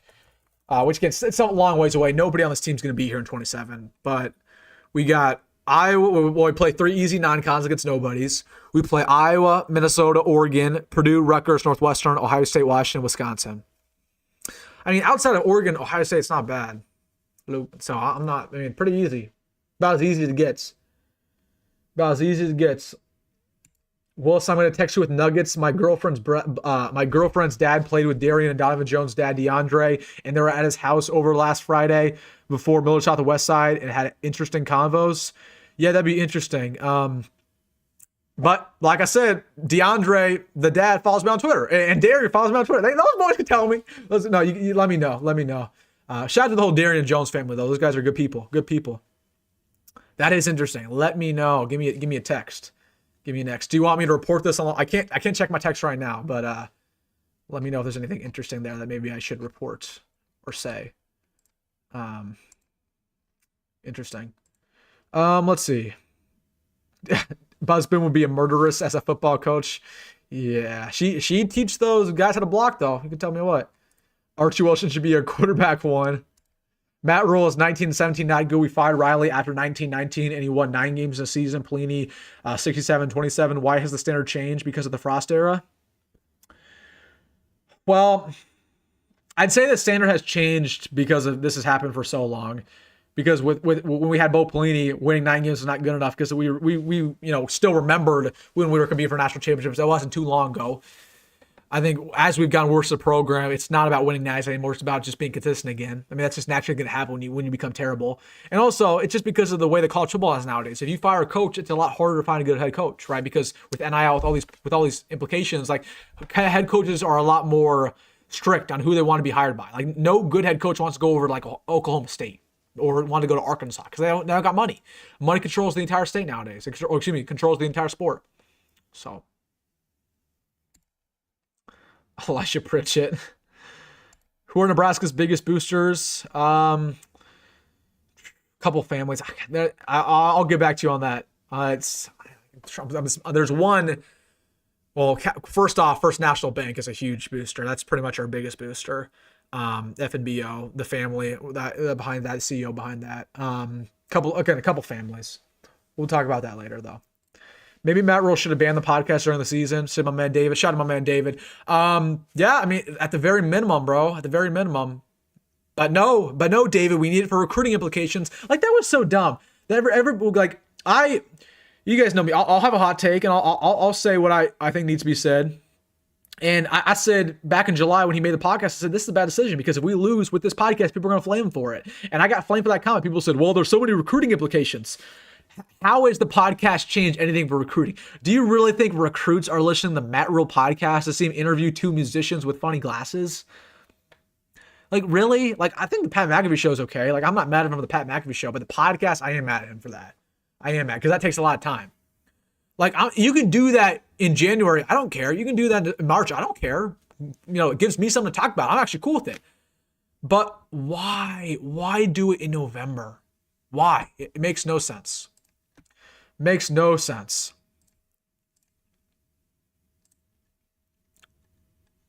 Makes no sense. I want to read my comment section real quick. I posted the video after the loss. I want to see if I have any funny comments on that. Usually my comment section are funny. Somebody said, what do you expect? Rule can't beat anybody who's any good. Hold on, I'm going to share with you guys my screen real quick. Hold on, let's get to this real quick. Okay, this is my comment section under this video. Hold on, I'm going to make sure I don't spoil anything real quick. Okay, let's. I want to react to these comments. I've not read them yet. I'm sure they're going to be something. This game was a complete embarrassment. It's getting old very quick. You're probably right. Once upon a time, Nebraska was the end. Nebraska was. Who we are, overpaid, undercoached, and a glorified mediocre team. These are funny, man. These are funny. What did you expect? Matt Rule hasn't beat anybody who's good. Yeah, that's exactly what we've been talking about. Iowa will kill us. Your prior rights. Another embarrassment on national television. Yep. The salad streak should be over. Yeah, it probably should be. It's been over for a long time. Everybody knows that. Where are my funny comments? Where are the people who are like mad at me? There's usually a couple of them. You said, okay, here we go. You said that you said the win Nebraska had over UCLA by 7 points was a blowout win. What do you call this loss? I guess not a blowout by you. I called the UCLA win a blowout because we beat them bad from a physicality standpoint, and the game should have been close. That's why it was a blowout, in my opinion. But yeah, despicable night. Despicable. You also, here we go. Dean Mass is on a heater. He says, you also stated Nebraska was being disrespected by Vegas. I mean, And clearly Vegas knows some, but yeah, I mean, the line was disrespectful. Clearly the team didn't think it was disrespectful, though, because they proved him right. They proved him right. I couldn't watch it. Horrible. Wilson, we lost our 3 best defensive line players. Again, we did, yes, but our defensive line should not go from literally really, really good to the worst in the history of this program by losing only 3 players. We brought everybody back besides that. We brought back Lenhart, Van Poppel, right? All these dudes. Conor Davis. So here, am I getting any? Here are my held comments. These are the crazy ones. These are the crazy ones. The held comments that get filtered out by the YouTube. Look at this one. This one's funny. Holy crap! If you go in my comment section with all caps, you sound like a lunatic. You sound like a lunatic. This dude. Hey Wilson, what happened to your Wonder Boy? Do us a favor and give that crap a rest. Oh my gosh, this guy, bro. I cannot. That's funny. So this guy says "let trash." Okay. Yeah. This guy says, Wilson, you have no clue in what you're saying and what behind the ears. What behind the ears? Yeah, I love it. That David dude's like, oh, Wilson, I've been watching Nebraska football for 50 years. For 50 years, you have no idea what you're talking about. I watched the DOAs. I watched the Vandy days. Like, just because you've been watching Nebraska football for 100 years doesn't mean you know anything. Like David, you don't know anything, buddy. You don't know anything. If you did, you'd be out here in my shoes. Crazy. Those comments are funny, though. Those comments are funny. Usually the comment section is a little bit more crazy. A little more crazy. But yeah, don't if you curse in the chat, it gets filtered out by YouTube. So that's why I don't curse on the live stream. I don't curse because it's family friendly, but don't curse at all, because I will, unfortunately. It's a family friendly channel. It's a family friendly channel. That's all I'll say. That's all I will say. When Emmett Johnson leaves, we might as well switch to boys volleyball. Girlfriend's cousin, also a Scarlet, and personal friends with Dylan, Emmett, Dane, all of them. And I saw her yesterday. I got nuggets with that too. Let me know, bro. Let me know if there's anything worthy. Low-key Rule is corny. Yeah, he is. Well, you know what I don't like? This is weird. This is weird. I shouldn't say this, but I don't like how Matt Rule goes to his press conferences and he's dressed like a 19-year-old boy. Like he walks in the press conferences and he's wearing like a hoodie with a jersey and he's wearing like a chain on. Like, bro, you're in your 50s. Like you can't pull off the chain. Like, I don't know who told you that. You can't pull it off. Like, let's just look like a little bit professional here. Like, I don't know. That's like a pet peeve. That's a pet peeve I have. I'm not even ripping into him for that. I'm not even that mad at him for that. But that's funny. I don't know why he's wearing the chain all the time. I don't know why he's wearing the chain. Like, man, you're 50, my man. You're 50. Do you think Elijah will go in the first or second round? I'm actually thinking Elijah's going to be a first round pick. I'm thinking he's going to go first overall, actually. I think he's actually going to be too good for the NFL. He's going to make his own league. He's going to go to the CFL, actually, which is a true football. True football is playing the CFL. Dude, we have so many just troll accounts. We have the Pritchett, we have the Corey, we got everybody in here. Van Poppel stinks, but you talk about the other defensive line all the time. I talk about Van Poppel. He's terrible. It's awful that he has a single digit. There is no reason why he should have a single digit. He's awful. Along with Lenhart, along with Winery, along with Keon Davis, along with everybody, man. Whole D-line's terrible. I'm not disputing that. I'm not shying away from that.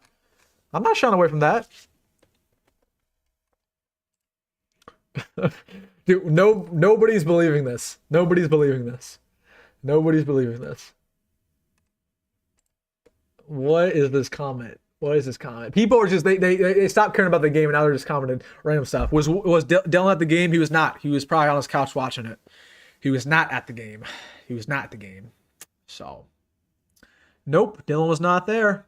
Granted, I think he wanted to go, but Matt Rule wouldn't let him. So it's not like Dylan was like, I'm not going to support TJ. Like, no, it was just because of Matt Rule's call. Who comes up with these stars? The recruiting insiders. I mean, the stars are valid. I don't like when people say, well, recruiting doesn't matter and the stars don't matter. Like, stars matter. There's a reason why every single year the best teams are the teams who have the most stars. Stars matter. They always do. There might be a couple players who are underrated, overrated. It happens. You're not going to be perfect all the time, but stars always matter. They do. Do you think Emmett opts out of the bowl game? Yeah, I do. I heard 95% chance. 95% chance is what I heard. Sadly, Nebraska is not family friendly. Yeah, they're not wrong. I miss Hutt and Robinson. I do too. But you know what's funny? You know what's funny is that we act like our defensive line last year was like so great.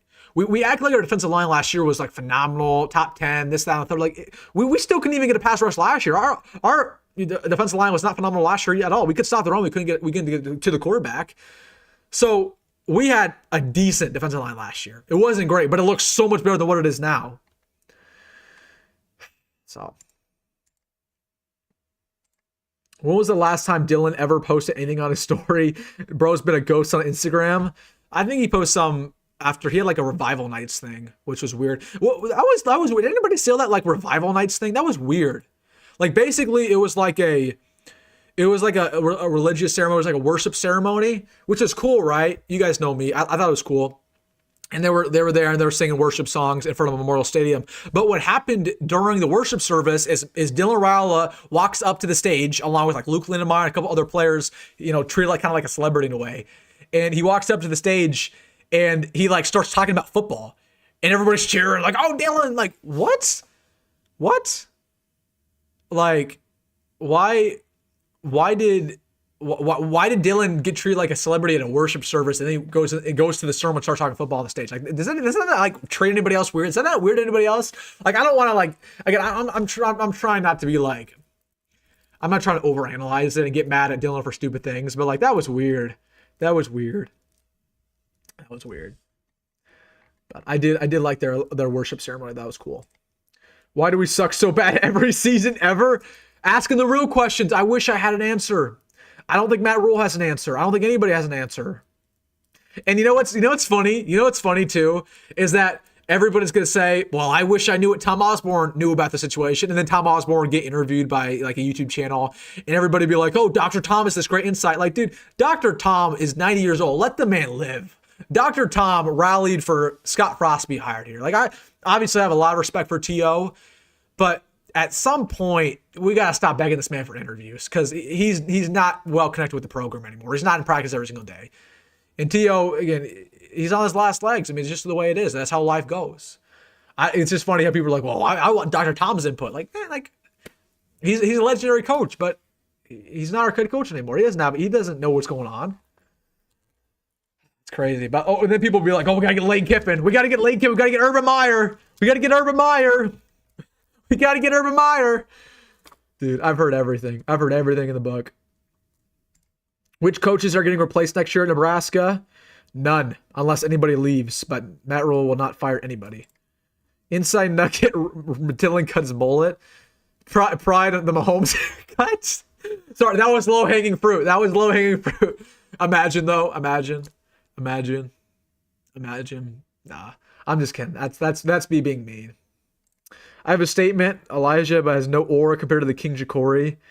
Dude, what? We got some Rand Jacory people in here. You're 11-0 on your way too early predictions. How do you feel? Yeah, I did check that out. So my game-by-game predictions, I'm way off. I'm probably...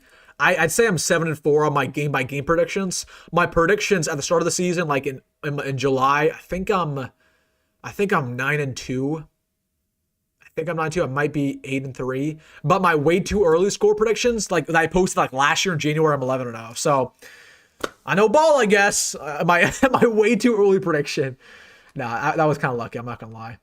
That was kind of lucky. But I did predict us to be Iowa in that scenario. So we'll see if I go perfect. Probably not.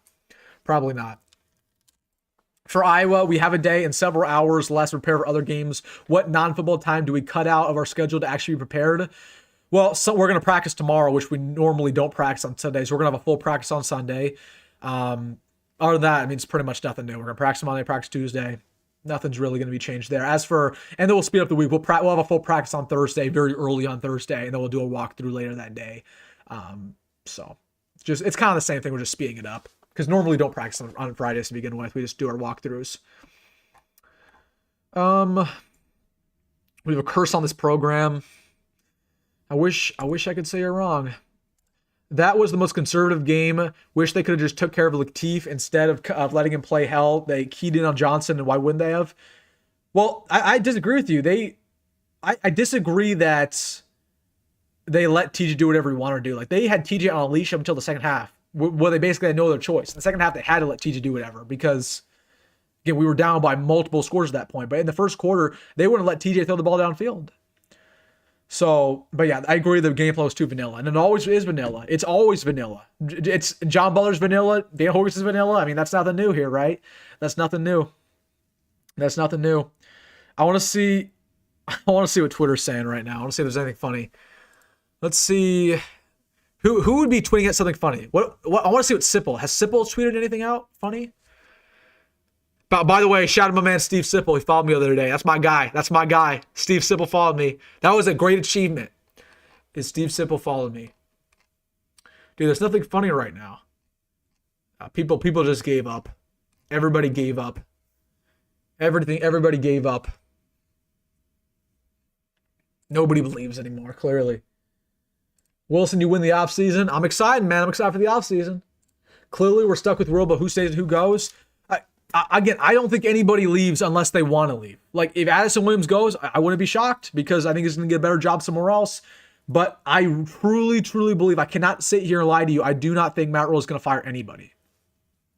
I do not think Matt Rhule is going to fire Terry Brain. I do not think he's going to fire Don Raiola. I do not think he's going to fire Dana Horse. I do not think he's going to fire anybody. So the only way we lose anybody is if they leave voluntarily. That's just the tough reality. That's the truth, guys. That's the truth.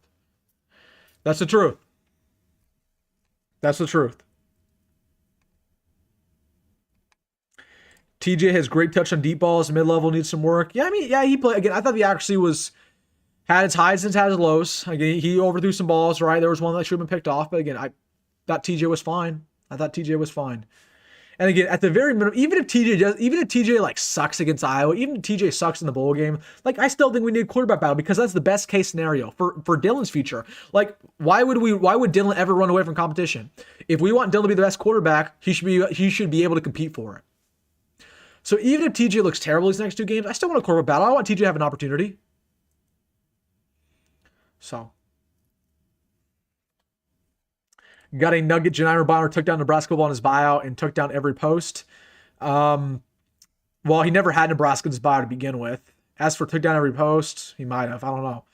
He might leave. I wouldn't be shocked, and honestly, I wouldn't care. If Janiran leaves, he leaves. I talk about a guy who's overrated and talk about a guy who unfortunately had that injury, but still. Dude, Janiran Bonner injured first game of the year. That sucks. That was terrible, though. That was unfortunate. That was unfortunate. Okay, real quick, I want to run through the scores right now. What's going on in college football? I didn't watch any other games earlier today, so I watched the early games. I didn't watch any of the 6:30 games, so I want to react to any of these scores. Anything interesting? Anything? Oregon, obviously. Dude, Syracuse got obliterated, but Syracuse is beating Nebraska for all these recruits, right? BYU beat Cincy. Cincy's making us look bad. Dude, these games were kind of bad today, honestly. Wisconsin beat Illinois, of course they did. So you're telling me Wisconsin gets 2 ranked wins in 3 weeks, right? And Nebraska can't get a ranked win in 10 years? You're telling me Wisconsin got 2 ranked wins in 3 weeks and we can get 1 in 10 years? And Wisconsin is terrible. My gosh. Dude, again, Nebraska makes the simplest things look so hard. It's not hard to get a rank win. It was not hard to beat USC. It's not hard to beat Michigan, and we make it look so difficult. So difficult. Minnesota beat Northwestern, Northwestern beat Minnesota. I predicted that one. Tulsa beat Army. No! Army might not make a bowl game. Dude, these games were terrible today. I watched the Iowa game, obviously. Iowa took some Iowa luck. 13 points in the fourth quarter to win. Of course. Hey, look at Scott Frost won! He did it! Scott Frost did it! He's winning again! He only needs one more to make a bowl game. Who do they play? Oh, they're cooked. They're cooked. It's over.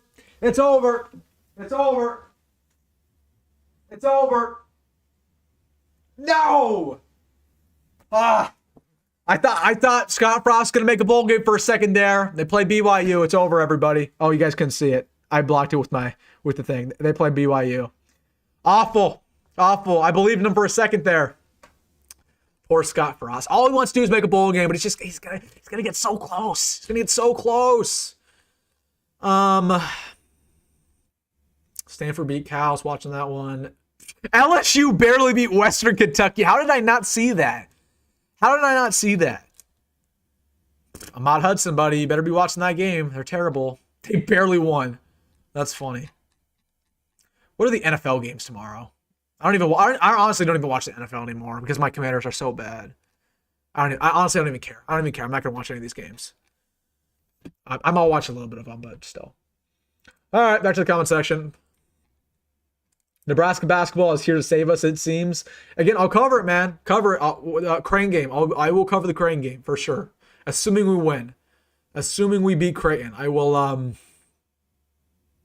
yeah, assuming we beat Creighton. We see the chair first time ever. Yeah, it's not a... It's a humble chair here. It's a humble chair. I'm getting a new chair soon, though. I'm getting a new chair. It's a very humble chair here. Not very comfortable. Not very comfortable. I mean, it's whatever. It's a chair. It's a normal chair. I'm not out here with the bougie setup. I got a nice setup. You guys can't see my setup, but I got a couple monitors over here. I got a nice laptop, so. But I will get a new chair soon. Wilson, if you were in charge, which members of the coaching staff would be gone at the end of the season? Yeah, good question, David. I mean, Terry Brand would be gone. And it's not only because of his development, just because he can't recruit. If you can't recruit, you're not doing your job as a position of coach. Donnie would be gone. He's had 4 years to change his offensive line. Hasn't gotten any better. So clearly those two. That's not even debatable. I would do whatever it takes to keep Aston Williams here. Other than that, I mean, those are probably the only two. Like, I mean, I don't feel like it's been like John Butler, maybe. I mean, John Butler's just in over his head. I don't think he's ready. He's definitely not a good schematic head coach or defense coordinator. Clearly. He's not. He doesn't have recruiting at all either. So, here. Look at this. Here we go. We got a funny. We got a funny here. We got a funny comment. This guy met me in Lincoln last year, and now he's out in my comment section talking crap. I'll respond to it, though. He says, hearing a 19-year-old kid who hasn't ever worked a real job. That's not true. I've worked multiple real jobs. So I don't know where you got that, but continue to make assumptions about me. Again, you met me in Lincoln last year, so don't be talking crap about me because you were my fanboy last time in Lincoln. I was walking in Memorial Stadium for the state title game last year. You pulled me aside and said, "Oh, Wilson, I'm a big fan. I comment on your videos." And I said, "Okay." Okay, that's funny. And he says, criticize grown man coaches in a disrespectful manner is wild and doesn't sit well with people. I'm a YouTuber. And get this out of your head. These coaches watch me and they like me. Okay? Look who follows me on Twitter. Look who follows me. These same coaches. So don't go in my live chat talking anything about me, making up assumptions about me. Haven't worked a real job in my life. I've worked many jobs in my life since I was 16 years old. Weirdo comment. Especially weird because you met me. Especially weird. But again, you better believe I'll respond to that. Mr. BLP, who criticized grown man coaches in a disrespectful manner. No, this is disrespectful. Nothing about this is disrespectful. These are paid coaches who are getting paid millions of dollars. They're getting paid more than I am. They're getting paid more than you are. They're getting paid more than anybody. Again, if they wanted to go ahead and not be coaches, okay. They didn't have to be coaches. They didn't have to be in the spotlight. But now they're in the spotlight. Now they're coaches. We'll talk about it. If they're not doing well, they're not doing well. Crazy comment again, especially when I met you. And again, that's not this. I still got love for you. I still got love for you, Brandon. You better believe I still got love for you.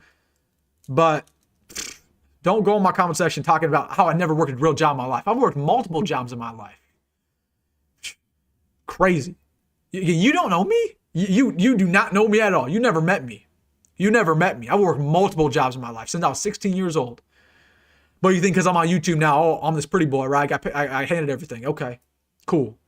It's ridiculous narrative. Again, for coming from somebody who called me, who when I was at Memorial Stadium said, Wilson, I'm a big fan.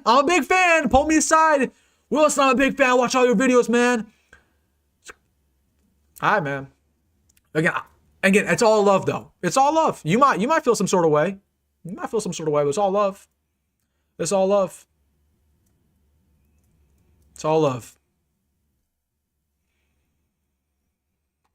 Anyways, it's all love. We'll see if he comments back. That's crazy, though, bro. That's crazy. That dude's usually in my comment section talking good stuff. Now he's a defender of the coaching staff. Here we go. Here we go. Oh, here we go. What real job were you working at 19? At 19? At 19? I'm in college right now. I'm working this job. Why would I work any other job right now? I'm getting paid. At 19 years old. Yeah, I'm working on Runza right now. Wow, crazy. I make 2 videos a day on YouTube. 2 videos a day. But okay, but again, appreciate it though. Appreciate it. You can double down on that, Brandon. Again, just remember, we're working a real job. Okay. Working a real job. All right, man. Again, I know you're jealous. But you think I just got handed this? You think I just showed up with a YouTube channel with 10K? Nah, bro. I made 1,000 videos. Literally 1,000 videos on this channel. I'm making videos, 2 videos a day. My entire Sunday, I'm doing this. Okay. That's my last time responding to you, though. I know you're in your feelings right now, Brandon. I know you're in your feelings. That's cool. You're in your feelings. I get it. But do not make assumptions about me, especially with the way you talk one way to my face. Everybody's friends to my face, but then when you're behind the screen, okay, it's cool. That's cool. Appreciate it. Again, there's no bad blood there, Brandon. Though, there's no bad blood. But you better believe I responded to that in the live chat. You better believe it. You better believe. It's crazy, bro. Disrespectful is that what that is? Talking about disrespectful.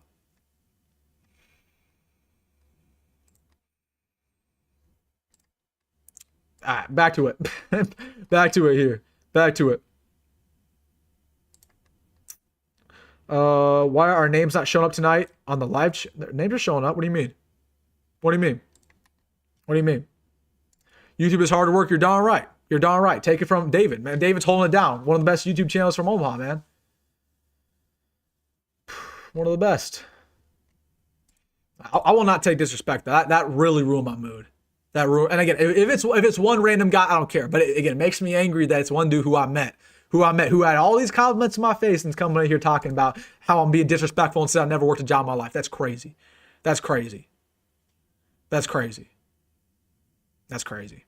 Again, I gotta love you, Brandon. You know how I feel about you. I'm cool with you. I'm cool with you. You know how I feel about you.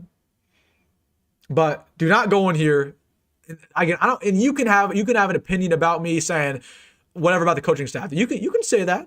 I'm not mad about your coaching staff comment. I'm just mad about you saying I've never worked a real job in my life. That's what I'm mad about. Because again, you're acting like I'm some pretty boy in a mansion right now.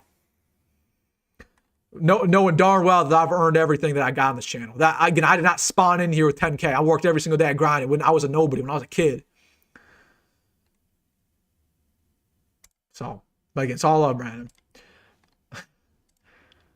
Got me fired up.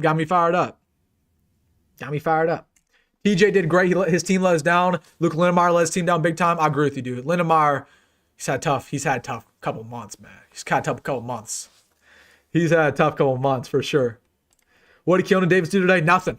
Nothing. Again, he had a great game versus UCLA, though, but it's a little bit of a different challenge when you play one of the best offensive lines in all the Big Ten.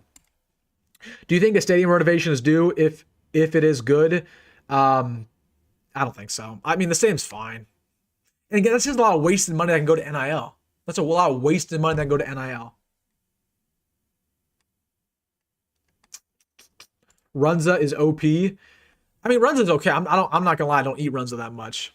I don't eat it that much. I honestly, I don't eat much fast food. When I do eat fast food, it's probably McDonald's. Because McDonald's is cheap.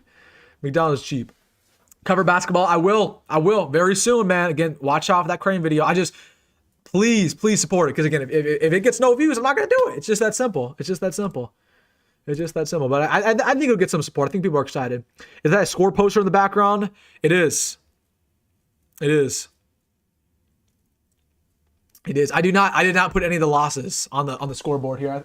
I put down the Michigan loss, but after that, I only put down the Northwestern win, the UCLA win, and I'm not writing down Penn State. And that's coming down in 1 week. Once the season's over, that's coming down.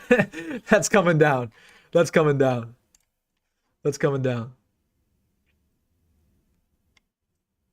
Keep the coaches accountable. You're spot on, Wilson. Exactly. Again, these coaches are getting paid millions of dollars to be in the spotlight. Again, I tell you guys this all the time. If you guys want a channel that will lie to you, if you want a channel that's going to act like this team's a national championship worthy team all the time, like this is not the channel for you. Like we keep it real. We keep it real all the time. We will always keep it real. I will always tell you what's actually going on. And I'm not right all the time. I was wrong about this result today. I thought we were going to win. I'm not right. I'm not straight arrow all the time. Nobody is. Nobody's always right. Okay, I mean, I'm sure a couple others. So, what should we do to stop the run? Nothing. The season's over, bro. The season's over. I mean, literally, we can't stop the run. We haven't been able to stop the run all year. Nothing's going to change in 5 days, 6 days. Nothing's going to change.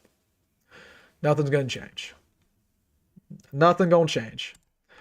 Wilson was more Tal McDonald's her O-line. Tough, man. It's close. It's close. Sam Pittman says, hire me. We got the real Sam Pittman in here, guys. The real Sam Pittman's in my live chat. Fake. You guys are just trolling me tonight, though. It's funny. I respect it. Nebraska has been going downhill since they took Coke out of the... See, people, there's always a curse. It's Coke. It's Adidas. It's Lil Red. There's some funny ones, man. That's a good one. I like that. I believe that one. That's the one I believe. That's the second we moved away from Reebok, that's when it all went downhill. The second everybody stopped wearing those sweet jackets, those 90s champion jackets, that's when it all just went to crap.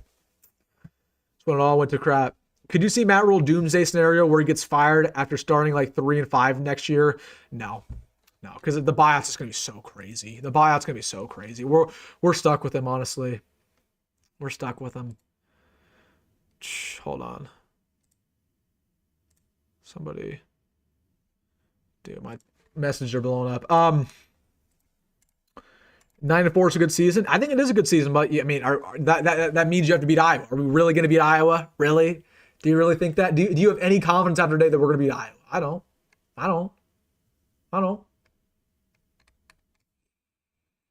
Brandon out here still talking. Get Brandon.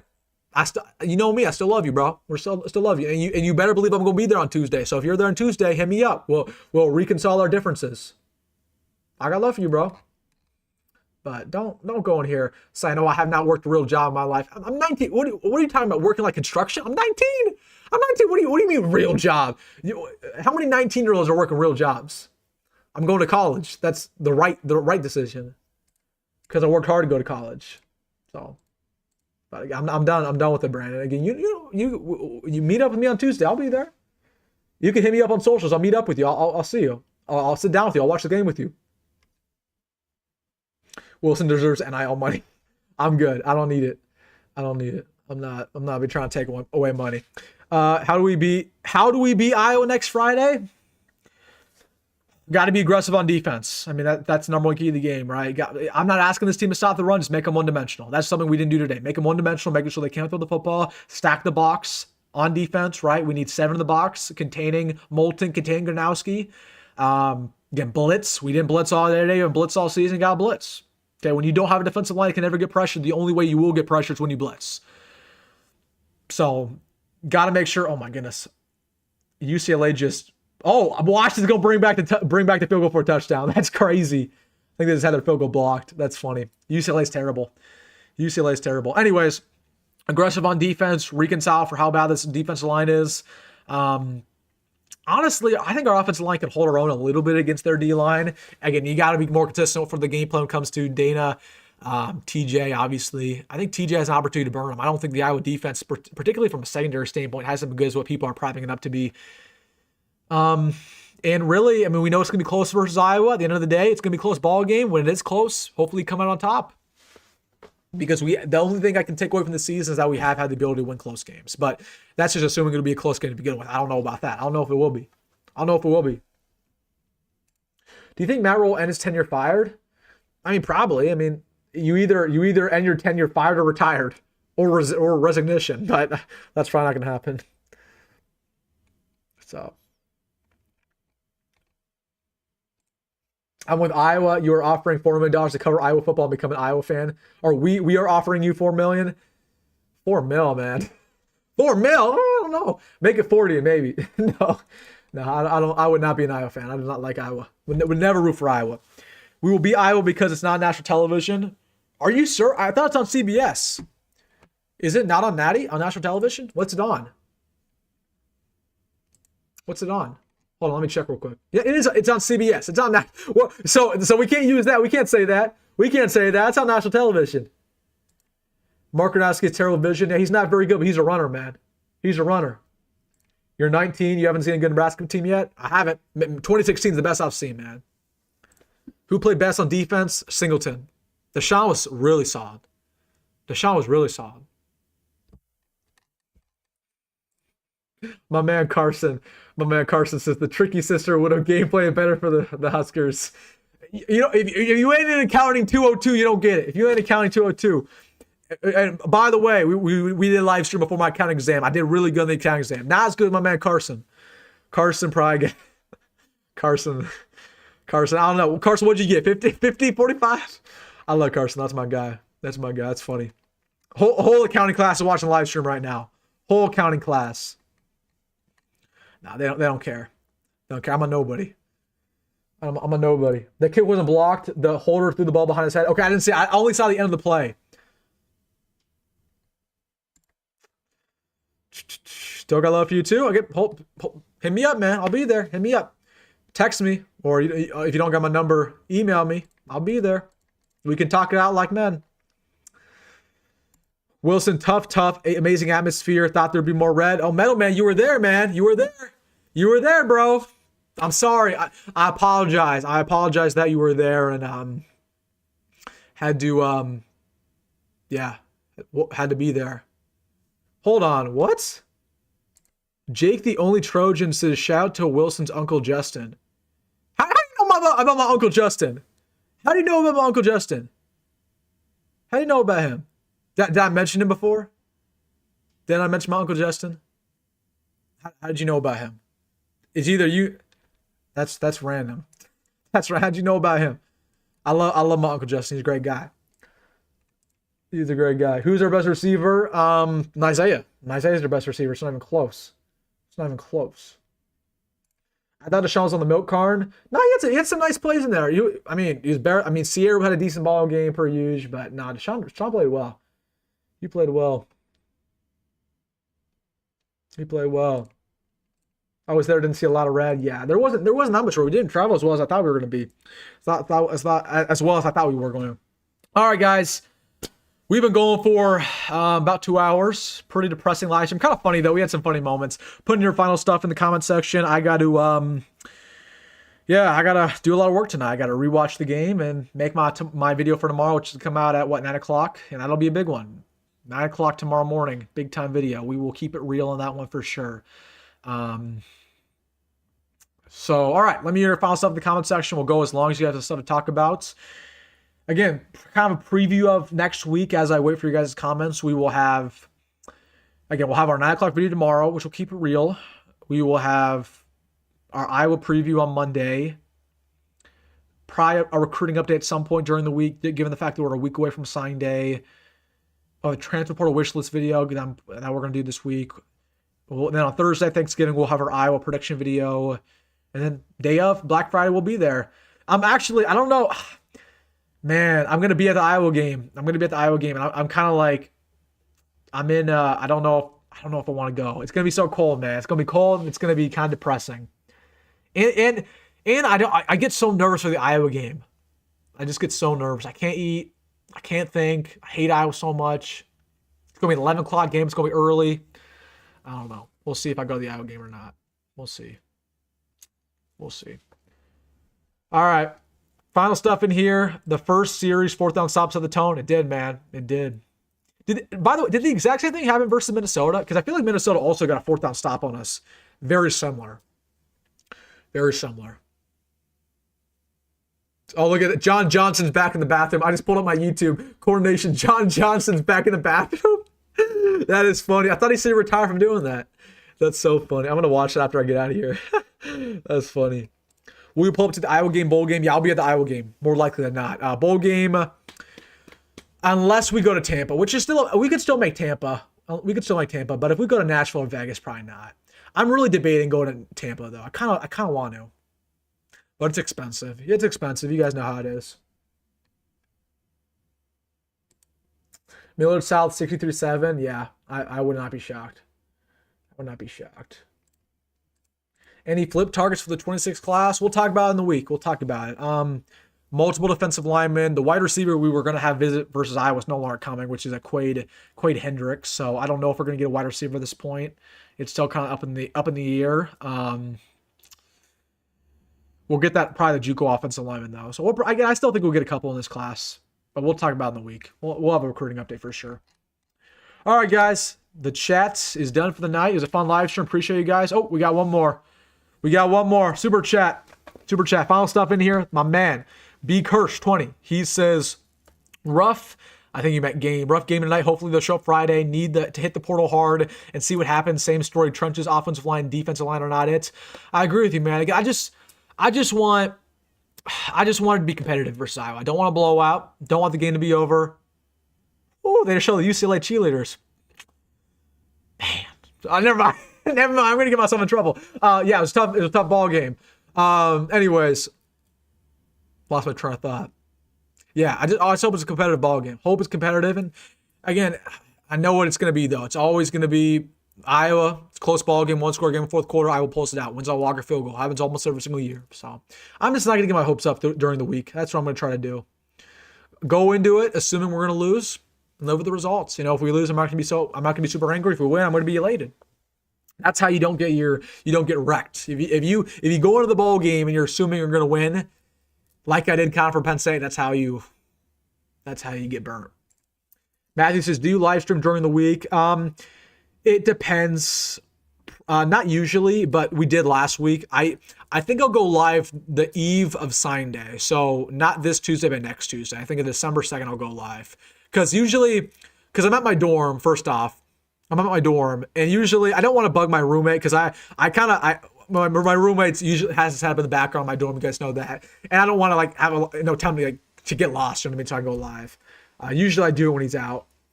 So I'll probably go live next Tuesday, or not this Tuesday, but next Tuesday for sign day. But probably not during the week. Probably not. I mean, I might go live this Tuesday night because I'll be here because I have school for only Monday, Tuesday.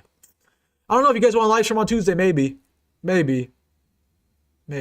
But I can't go live Wednesday night because that's Thanksgiving. So we'll see. Jacory won't transfer? No. Play me in College Football 25. Sam Pitt, hold on. I think I know who this is. No, maybe not. Anyways, I don't have Xbox Live right now, but give me your gamer. I'm on Xbox. Give me your gamer tag or whatever. I'll play. Add me on Xbox. I'm at WilDog3, I believe. I think it's either WilDog3 or WilDog28. So add me. I'll play. A son and a fan of a channel who trolls creator with great content, working hard. Probably should check the man card on the door. Ernie, I appreciate you, man. You don't gotta defend me. I appreciate you, man. I appreciate you. Get Wilson to 15K. We're trying, dude. I think we'll get there pretty soon. I think we'll get there by the end of the year. I think we'll get there. What are we at right now? We're at 14.4, maybe? Yeah, we're at 14. We're at 14 and 470. So we'll get there soon.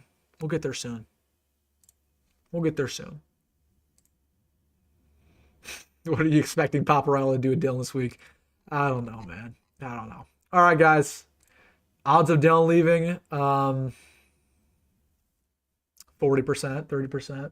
It's definitely a chance, definitely a real possibility. We'll see how TJ plays these next two games, though. I told you guys, if there's anybody happy about Nebraska's performance, it's probably the Raiola family. Probably is. Ernie says, was Dylan with the team? He was not. But that was because of Matt Rule. Matt Rule made the decision for him to not go with the team. All right, guys. I got to get out of here. It's going to be a long night for me. I got to record. Got to fix my voice here. So, all right. Be here tomorrow morning. 9 o'clock video. We'll talk about it. We'll rewatch the game tonight. And we'll have a very real take about our next steps. Going to Iowa. Going to the bowl game. And yeah. All right, guys. Appreciate you guys, as always, for tuning in. We only have 2 more post-game live streams. It's crazy. Seasons went by fast. We only have 1 more week of actual regular season college football. That sucks. It's went by, man. That's just, life goes on, you know. It's either you take advantage of life or you just let it walk by, because again, it goes by.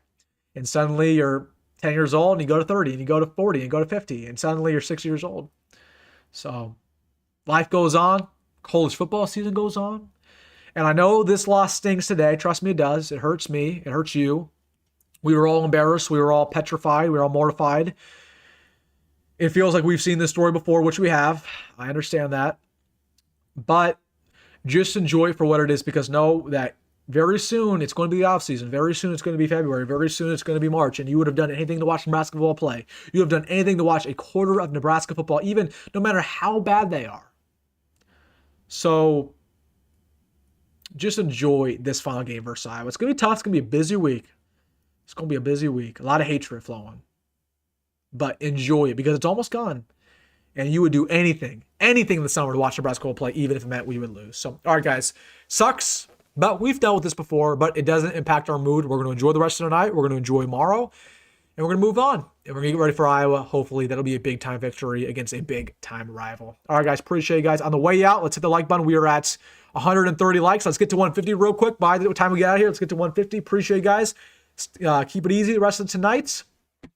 Find a way to get out of here real quick. All right, go McGred. Go Matt Roll. I will see you tomorrow with my video at 9 o'clock Central. Be there for that one or be square. Have a good night, everybody.